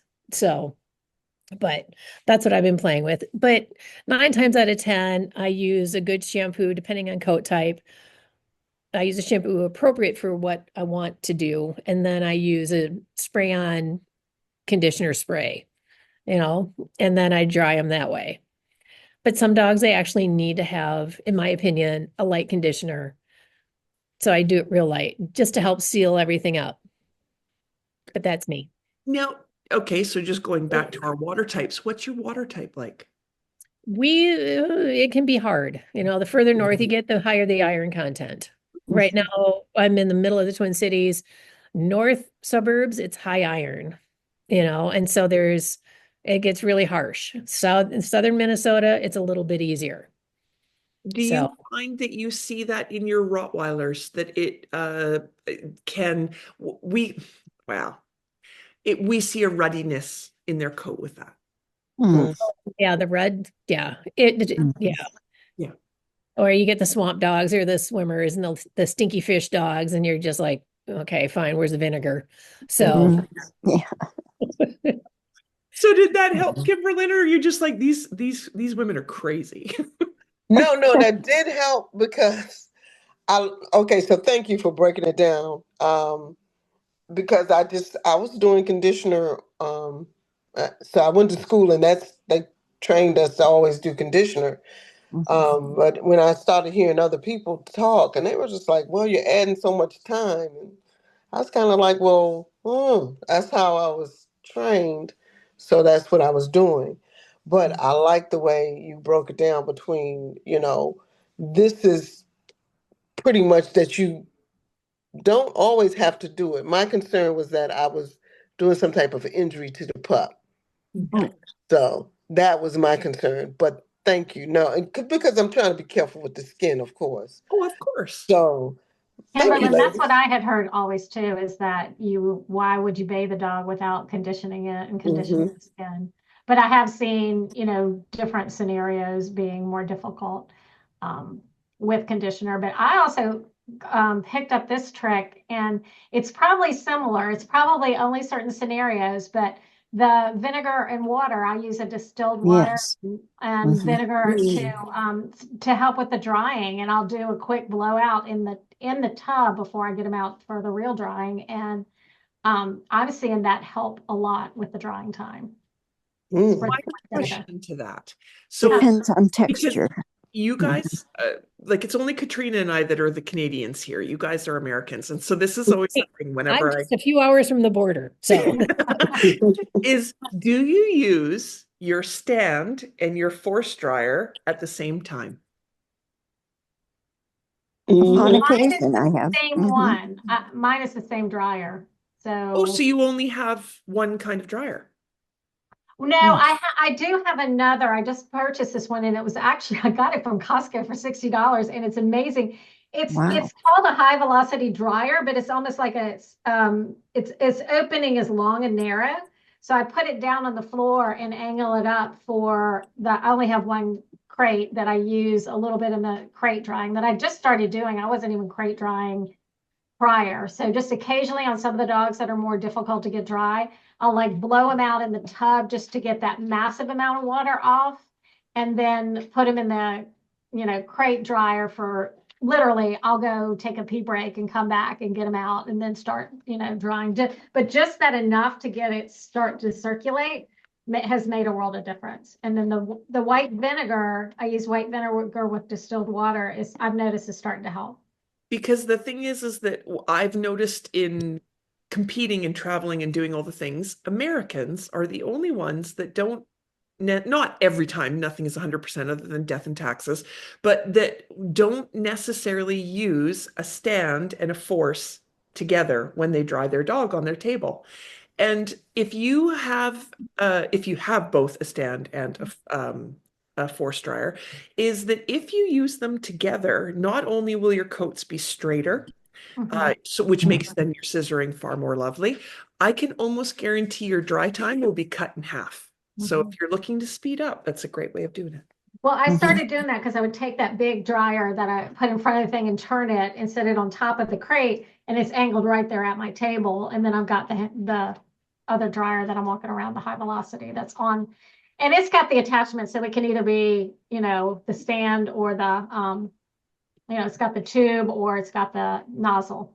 Mhm. Mm. Mm. Pico just has to say hi. You know she yeah, can. I just want to squish your lips. Just want to. Like, why are you woke up from your nap, didn't you? Yeah, okay. I left my hellhounds at home, even though one smelled like this. Well, Oh, thankfully, my shepherd now wants to say hello. he's like, I heard this was a dog Skype. Apparently, apparently he is. He says, "Hey, there's other dogs in there." He's actually been trying to eat my snack the whole time. So, Well, Mm. if you have cheese, there's the cheese yes, tax. cheese and meat. There's meat on the tray too. So yeah, so hopefully like that's one of those things before Zoom gets too angry at us unless somebody has more questions. Like I said, I'll stay and answer all the questions. I'm horrible. And I can prove that I have no life on a Saturday night. Hey, I'm here, so there you go. One thing I'd like to add, in the old days, now I started grooming in 1966 and I worked, a miracle happened. My husband went to Vietnam and my mother-in-law said, the woman down the street needs help with her dogs. And I went there. I was just amazed. I had no information. I was 19. I had no information on showing, didn't have anybody in the family who did it. They all appreciated purebred dogs, and forgive me, but that was the case back then. And I went to work for a woman by the name of Peggy Hogg. Her eventual name was Katz. After her first husband died, she remarried. She became an AKC judge, and and actually judged at the Westminster. Nevertheless, she was this very sweet, uh, in her mid 30s when I went to work with her, and we would get these puppies out of Topanga, California. From the Sassafras Kennels is a long, a name well known back in those days, but now you probably would find it in a pedigree somewhere. Oftentimes they would come from this kennel of this breeder who had more than 400 dogs. I know this is shocking, but she would send us these puppies. They were about 4 to 5 months old generally, and she'd make me go and Peggy would make me go and pick them up at the airport. She was terrified to go and get them. Back in the day, you could ship them whatever the weather was, and sometimes it would not wind up a good situation. So I would go and pick them up at the airport and bring them back. 99 times out of 100, they'd be solid mats. Their little poodle coats. She was a toy poodle breeder. Sorry, um, and we'd have to spend a lot of time picking out the mats and very carefully to save every little hair. And back in the day, there was nothing like there is today. I am just, every time I find a new, I go to Chris Christensen and look at all the new stuff that they have out. I'm just gaga. We were using Fabergé spray to keep them in oil once we got their coats straightened out. We'd spend up all night trying to pick out the mats with either peanut butter or mayonnaise. I know that's horrifying. And you couldn't leave it in because it would destroy the skin. So, and they would become very uncomfortable. So you went through and got all the mats from these little poodles. Oh, they were just so adorable. You could hardly stand it. And we bathe them right away and then put them to bed. And then from then on, we kept every just the least bit of hair. We brushed them. We were very careful with them. And this woman would take these little puppies and put them on a lead. And in no time, in 3 or 4 days, she would have them bouncing up and down, so happy. They were like a little connected ball to the leads, jumping up and down, getting her praise, and just loving life. It was the most extraordinary experience I'd ever seen. But nowadays, you guys have such great products. It just stifles the imagination what you can do with coat textures. And, later on, I worked for Dora Lee Wilson, who was also eventually an AKC judge. These were professional handlers, and and she had terriers. I never dreamt that you couldn't put two terriers in the same exercise pen when you're traveling. We'd have to spread out all kinds of exercise pens in order to get everybody's, potty situation as we were traveling, and then fold them up and put them on and in front, and collect them all and stuff. It was an arduous chore to work with terriers, but the texture of the coats were so important, and there were not that many good things. We were the Westies. We used to spray their top knots with a product called Cherry Knoll. And Cherry Knoll, actually, if you used a little too much, it would give this pinkish tinge to it, which you didn't want the judges to see, of course. All kinds of things. But it really taught you about texture and what was right for them and how sensitive they could be and different things like that. It's just been a wonderful overture, really, to nowadays where we have so many wonderful products. It's fabulous. Well, We can that's be my spoiled, can't we, with all the different things? absolutely. And I know that every time we go down to the States, because again, obviously, different countries, different rules, we're pretty lucky because, well, what you guys are allowed to have in your country is not necessarily stuff that we're allowed to have up here. But Yes. if you're cute enough, which is why I bring Katrina, is that we just, you tuck that in your bra and you're like, I got nothing. Well, and there were I've never things shoved we had grooming to be very products down there, but I've shoved alcohol. So Well, as somebody who doesn't drink, what else am I going to use the space that these take up? Of course, it's going to be grooming products I'm not supposed to bring across. That's I'm lonely. well. I'll Sorry. tell Now you. scissors. I'm interested to know what contraband is, what I can start stocking up and shipping to you guys. Absolutely. Sure, a CB, what are they? CBSA, TSA agents, whatever they are. They'd be like, that woman knows she can bring that across, right? I'd be like, no, there's still a whole bunch of stuff in this bra. I'm just saying. Well, you also have the most wonderful water up there, which we do not have.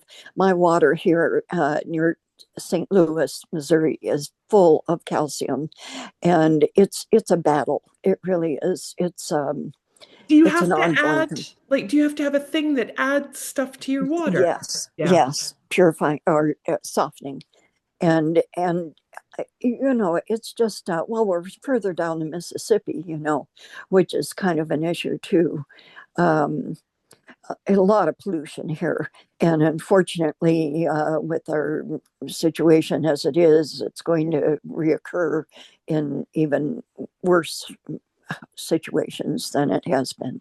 So we're headed for, how welcome are you to old groomers coming up to your neck of the woods up there in Canada?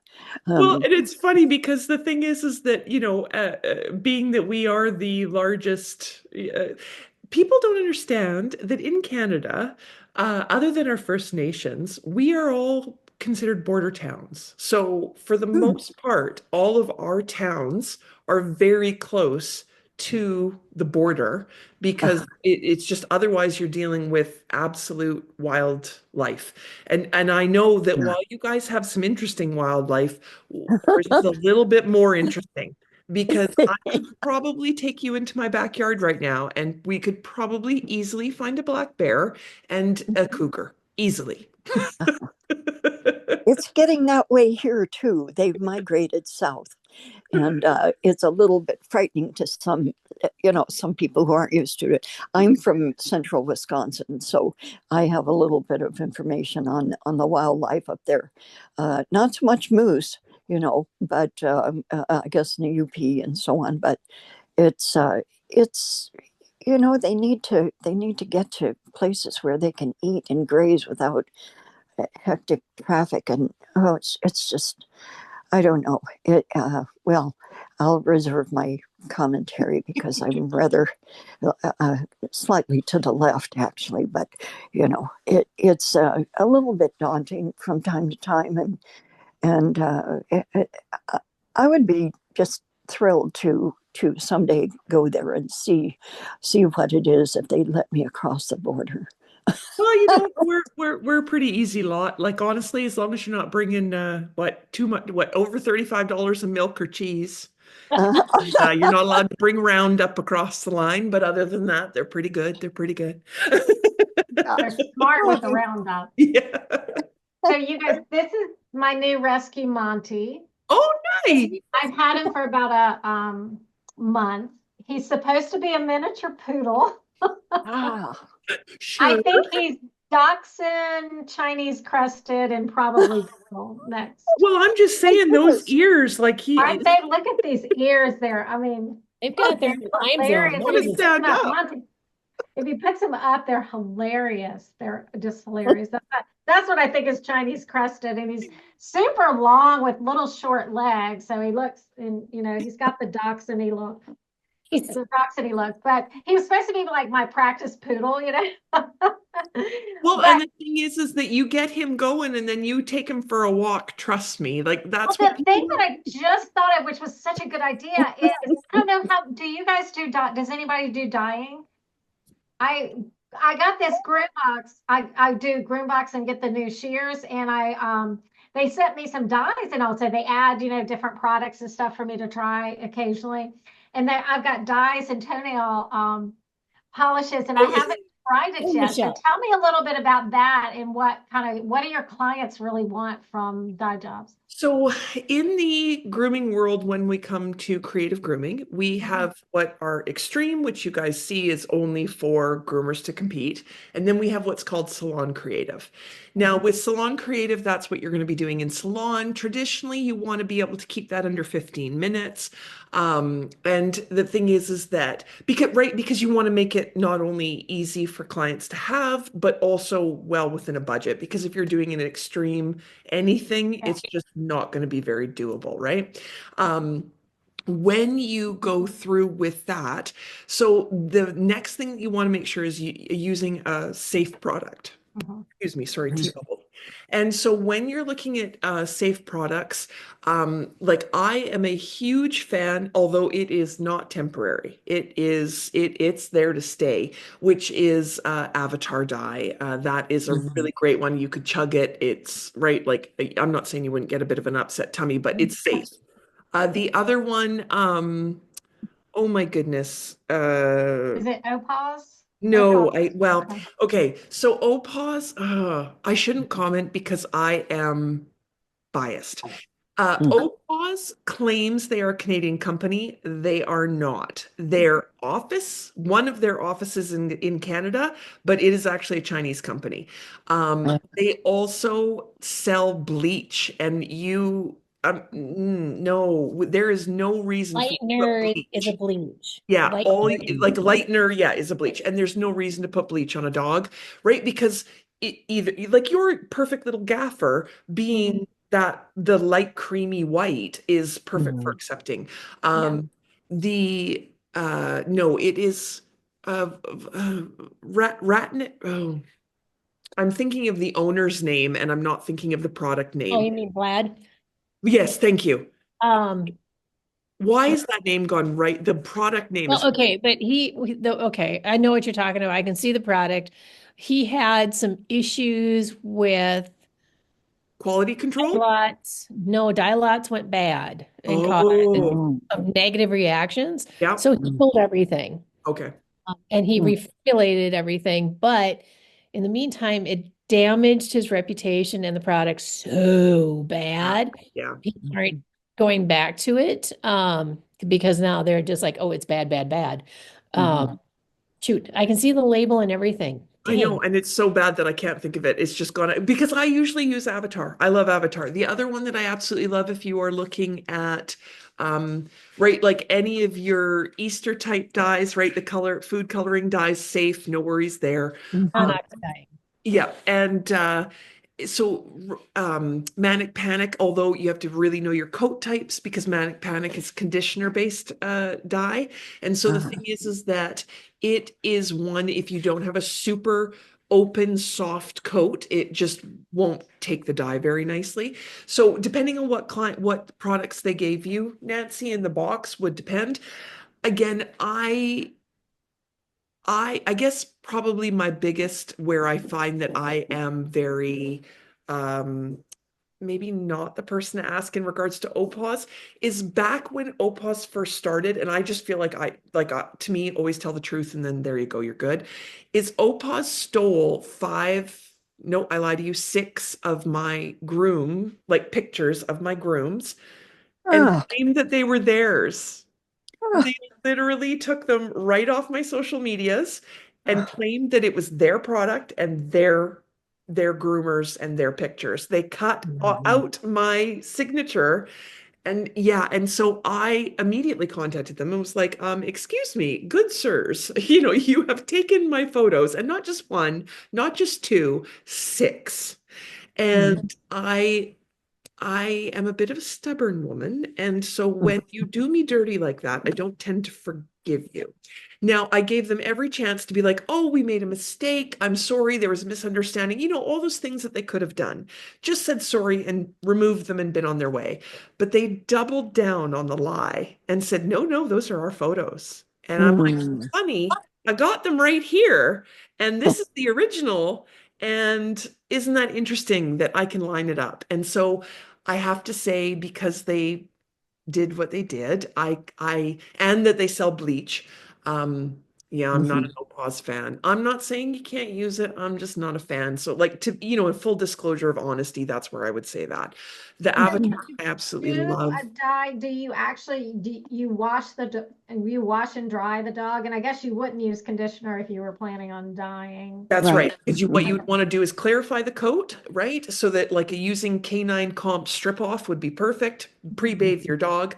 The one thing that I also love about Avatar is it has a really fine tip. So I actually use that as my pen, right? Like I will draw with the Avatar tip and I will put in. So things like leopard spots, super easy. You can buck them out really quick, right? Or if you're just doing like dyed ears or tail, right? Super quick, super cute, like just lovely.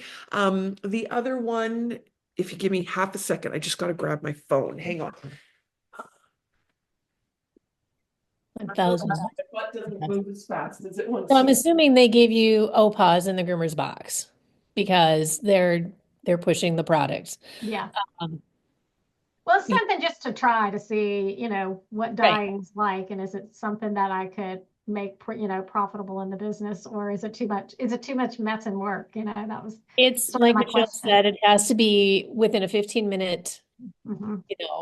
and you got a color safe test, make sure the dog doesn't have any reactions to it. So if you want to do a dye, you have to do a dye test or skin tab first. Oh, see, you screwed up. So the dog doesn't react. Oh, I love the giraffe. I love that. Right? So Mhm. then that poodle, standard poodle, and we just did, now that did take a little longer, but it was because we were actually mixing dyes to get that perfect brown color. And Mhm. all I had was orange and black. So there was stuff like that. But the thing is that like that would still be considered, within that. This particular owner, he absolutely like that's what he wanted um so much. Like that was his big thing, Mhm. right? So he would actually pay for my time and it was all good. There is a lot of times when something like, right? Oh, sorry, that's probably kind of hard to see, Mhm. but it's hearts, right? Okay. So that again, super simple. That was really a fast one. But ears, tails, those go super fast because you can literally set that. Say they had some knots on the legs. You can be brushing that out while your dye is setting, throw them back into the tub, right? Rinse all your dye off and then be like, oh, I demat, like just to waste time while you're letting that set. The Avatar I absolutely love because the thing is that you can, like, it's only a 15-minute set time. And then literally I'll be doing something else, right? While that is happening. Um, and like something else on the dog, right? And go from there. Do I find I have a ton of people who want it? It's weird. I would say no. I price into my price list having the time to play, right? Like I have a wiggle room for uh, beautiful collar additions that I do, or if I wanted to do something creative, I sort of price that in to a degree, like again, because I'm a high-end salon. So it's just learning and playing. And again, I had my own poodle, so I was practicing on him all the time, right? Doing all of that stuff. And so I obviously gained my speed and it was something that I could add on. Um, I'm trying to desperately remember what we were sort of charging for the add-ons. I want to say that anything that I did with a salon creative, again, ears, tails, something cute, heart, whatever, we tried to keep under $25. Now, with the avatar being that for a bottle that can literally dye an entire dog for $2.99 American, Mhm.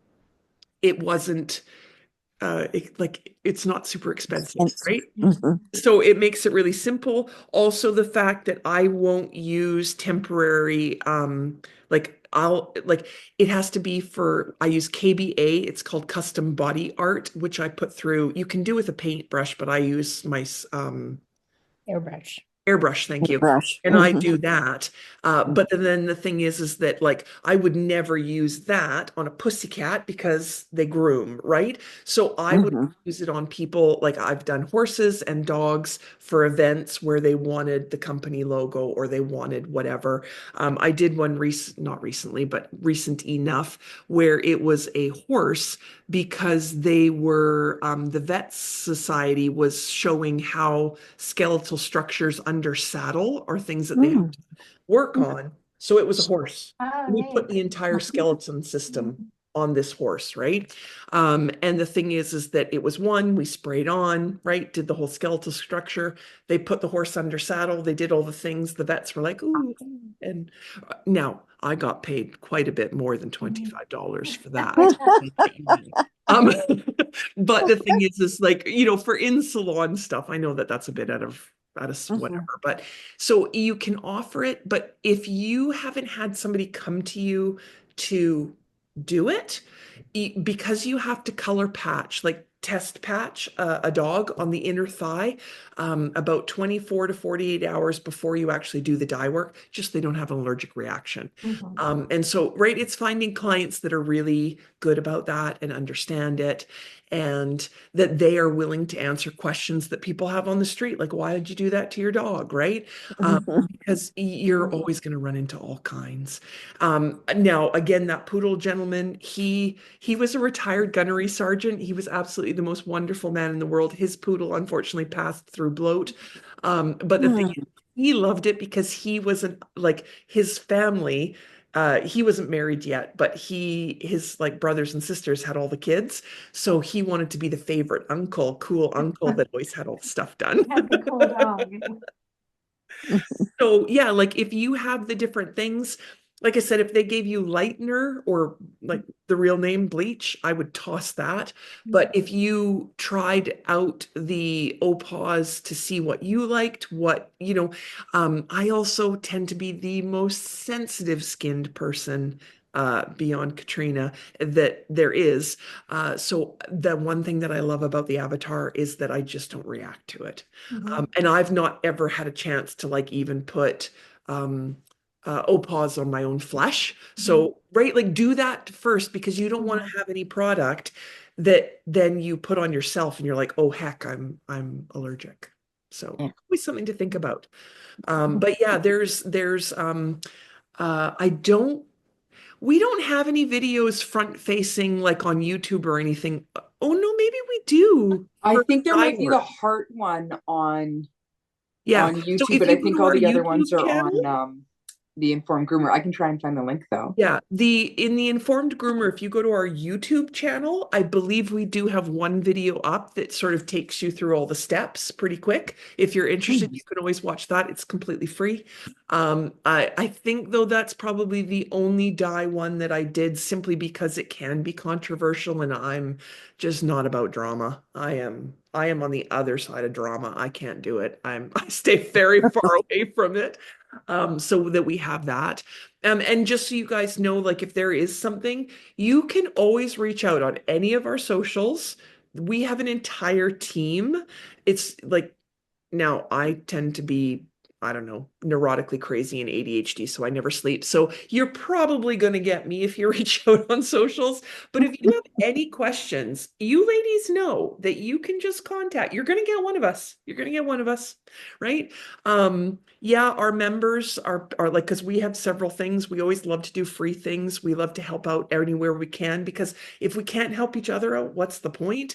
But yeah, like you can always reach out honestly on any of our socials. And the thing is that if you let me know that you're like Kimberlyn, if you're like, I want this, then just send me a message. I will hunt that down. Like between all of us, we've got Stuart in the UK, we've got Anna down in the States, right? Like myself, we have oh my goodness. Imira, who is now in Sweden. Sweden. I didn't want to misname. Right? Like we have got you on very much like pretty much any time zone. So we always got you covered.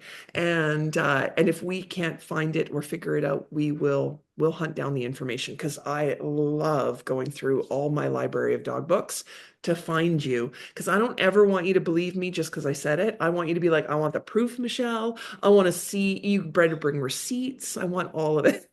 Mhm. So I This just is posted the wonderful. link in the chat for the hearts There you go. for So the YouTube. Yeah. Nancy, they've got Katrina has the link for you for that for the YouTube for the hearts. If you Mhm. wanted to watch it again, no. Perfect. Just so it's Yeah. there. Sorry to interrupt. Thank you so much. This has been delightful. Mm. My name is Dee Curtis. I'm retired now, but it's been wonderful to talk with you. You're just wonderful. Well, Thank I'm you glad. so And the much. thing is that it's funny because I keep pulling Anna into all these where I'm like, hey, what about this time? And she's like, oh, okay, Michelle, sure. Okay. So always look out. You guys are on our email list now, unless you're like, oh, screw it. Those women are crazy. So the thing is that you will always, with being on our email list, I don't spam. I honestly, and anything that you get, it literally just imagine me finger plucking away in regards to the keyboard. I try at a minimum to do 2 videos in all of like our for our YouTube, so you guys will get a heads up. When we do in the groomer's chair, you guys get a heads up, right? Like all that. Any shows where we're doing like with Anna and American Sharpening, we're doing seminars, right? We always have that sort of stuff posted. So that's what we let you guys know. And I'm so thankful that you guys spent an extra hour with us. That was so sweet. I love it that you guys had all the questions. I'm so happy. Um, we might be small, but we are mighty in regards to that. So yeah, so just like I said, know that if there's anything that comes up, that you have any questions. And Nancy, those dogs went home and the owner was lovely, weren't they? Yeah, they were fine. There you go. It's It was amazing. It was amazing more, that- and at least they were late, so he had a lot of time to calm down. I would have That's freaked funny. out had an owner wanted to pick up while it was still bleeding. So I was fortunate there. I'll get some freezy pops and put them in your I'm, freezer. I'm doing that, all of that. Okay. Yeah. I just want to prove that that's my mom. Poodle. Back in the day. Yep. And honestly, if you guys have not had your hand tested for its size, Anna's book Scissor Up has all the things that you could ever want in regards because you guys, right? You have to have the right scissor type for your hand. Mhm. So always Yes. a good thing to have. Yeah, no, honestly, like I think every salon should have that book because it measures your hand. It tells you questions you should ask your sharpener. Like it's just amazing. Anna is really great. She is actually a follow througher. So she will have an idea and she will follow it all the way through. I will literally tell her one of my ideas and I'll be like, run with it, Anna. I give it to you to go because I have way too many pokers in the fire. So Okay, so we're doing a seminar May 2nd and 3rd, and if we run a little bit ahead, which we may or may not, I had an idea the other day of I want to do a practice topic to see how it's received, and I want to call it how to interpret the AKC into groomer speak. that's a good one. Ah, Because it tells you the AKC tells you how to groom these dogs, but groomers They look at it and do. go, oh. Yeah. Mhm. Don't Like That's right. groomers all laid back. I don't get it. And I'm like, dudes. So if you can translate it into groomer speak, then it's a Mhm. win-win. Yeah. So Oh, that'd be terrific. I'm trying to figure out how to format that. So because it might be too big of a topic. It just might be a little bit more than I was thinking, but I'm thinking it could be something fun. But Take it group by group, you know? Exactly. Yeah, dumbing it down. Yeah. But yeah, like I said, you guys, if there's anything you need, please know that you can reach out. You're not just going to get some AI bot. We're always here for everybody because, again, I'd rather you guys know that you have a resource to go to That's answer your right. questions and be there for you. That is what we are all about at the Informed Groomer. And then also, if you're in the Minnesota area, we are doing the now what does Bruce have it up on the American Sharpening Yes. website? Yes. There you go. So you can always check that out there if you're in the area. And if not, like I said, we can always make all sorts of friends and connections in regards to that. And we also, on our socials, Instagram and Facebook, we do tips and tricks all the time as well, just if Yeah. that's what you're looking for. Bruce is donating scissors, blades, attachment combs. You know, we figured out it's almost $3,000 worth of giveaways at the seminar. Wow. Like, okay. He's like, no, it's going to be 6 pairs of scissors, 6 blades, you know, a whole bunch of stuff. And I was like, okay. Do you know, and Katrina's so mad because the thing is that she was going to come down, but now the fact that they are holding ICE is detaining Canadians, I won't let her go. Oh, unbelievable. I was like, are you kidding? And I Because if stomped I'm around the sitting in an salon the ICE whole cell day. for 2 weeks, okay, that's one thing. But I'm not going to try and explain to her mother why the two of us are sitting in an ICE cell for 2 weeks.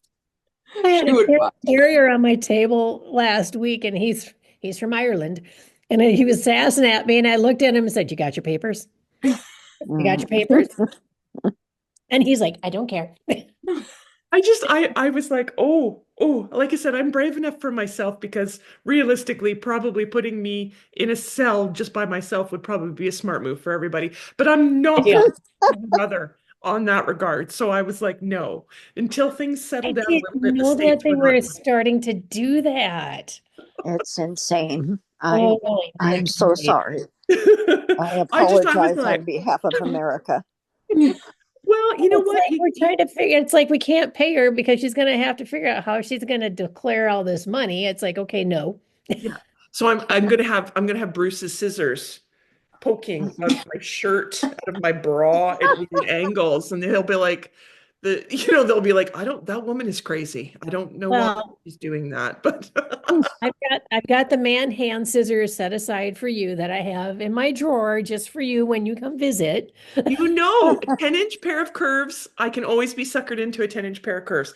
Ladies, you don't know me, but that if you want to lure me into a windowless van, a 10 Man hand. pair of curves is how you do it because I'm like, is there scissors involved? Are they 10-inch in curve? I have these just for Michelle. I'm atrocious. I'm absolutely atrocious. So usually with the groomers, in the groomer's chair, we're doing that about every month and a half. If you bring more of your friends and we have more people, we'll do it more often because again, always want to answer all your questions, but you guys know how to get a hold of us privately. I'm just terrified that Zoom's going to like just shut out. So I want to make sure that I say all the things. Hey, it's getting late. It's 9 o'clock for me.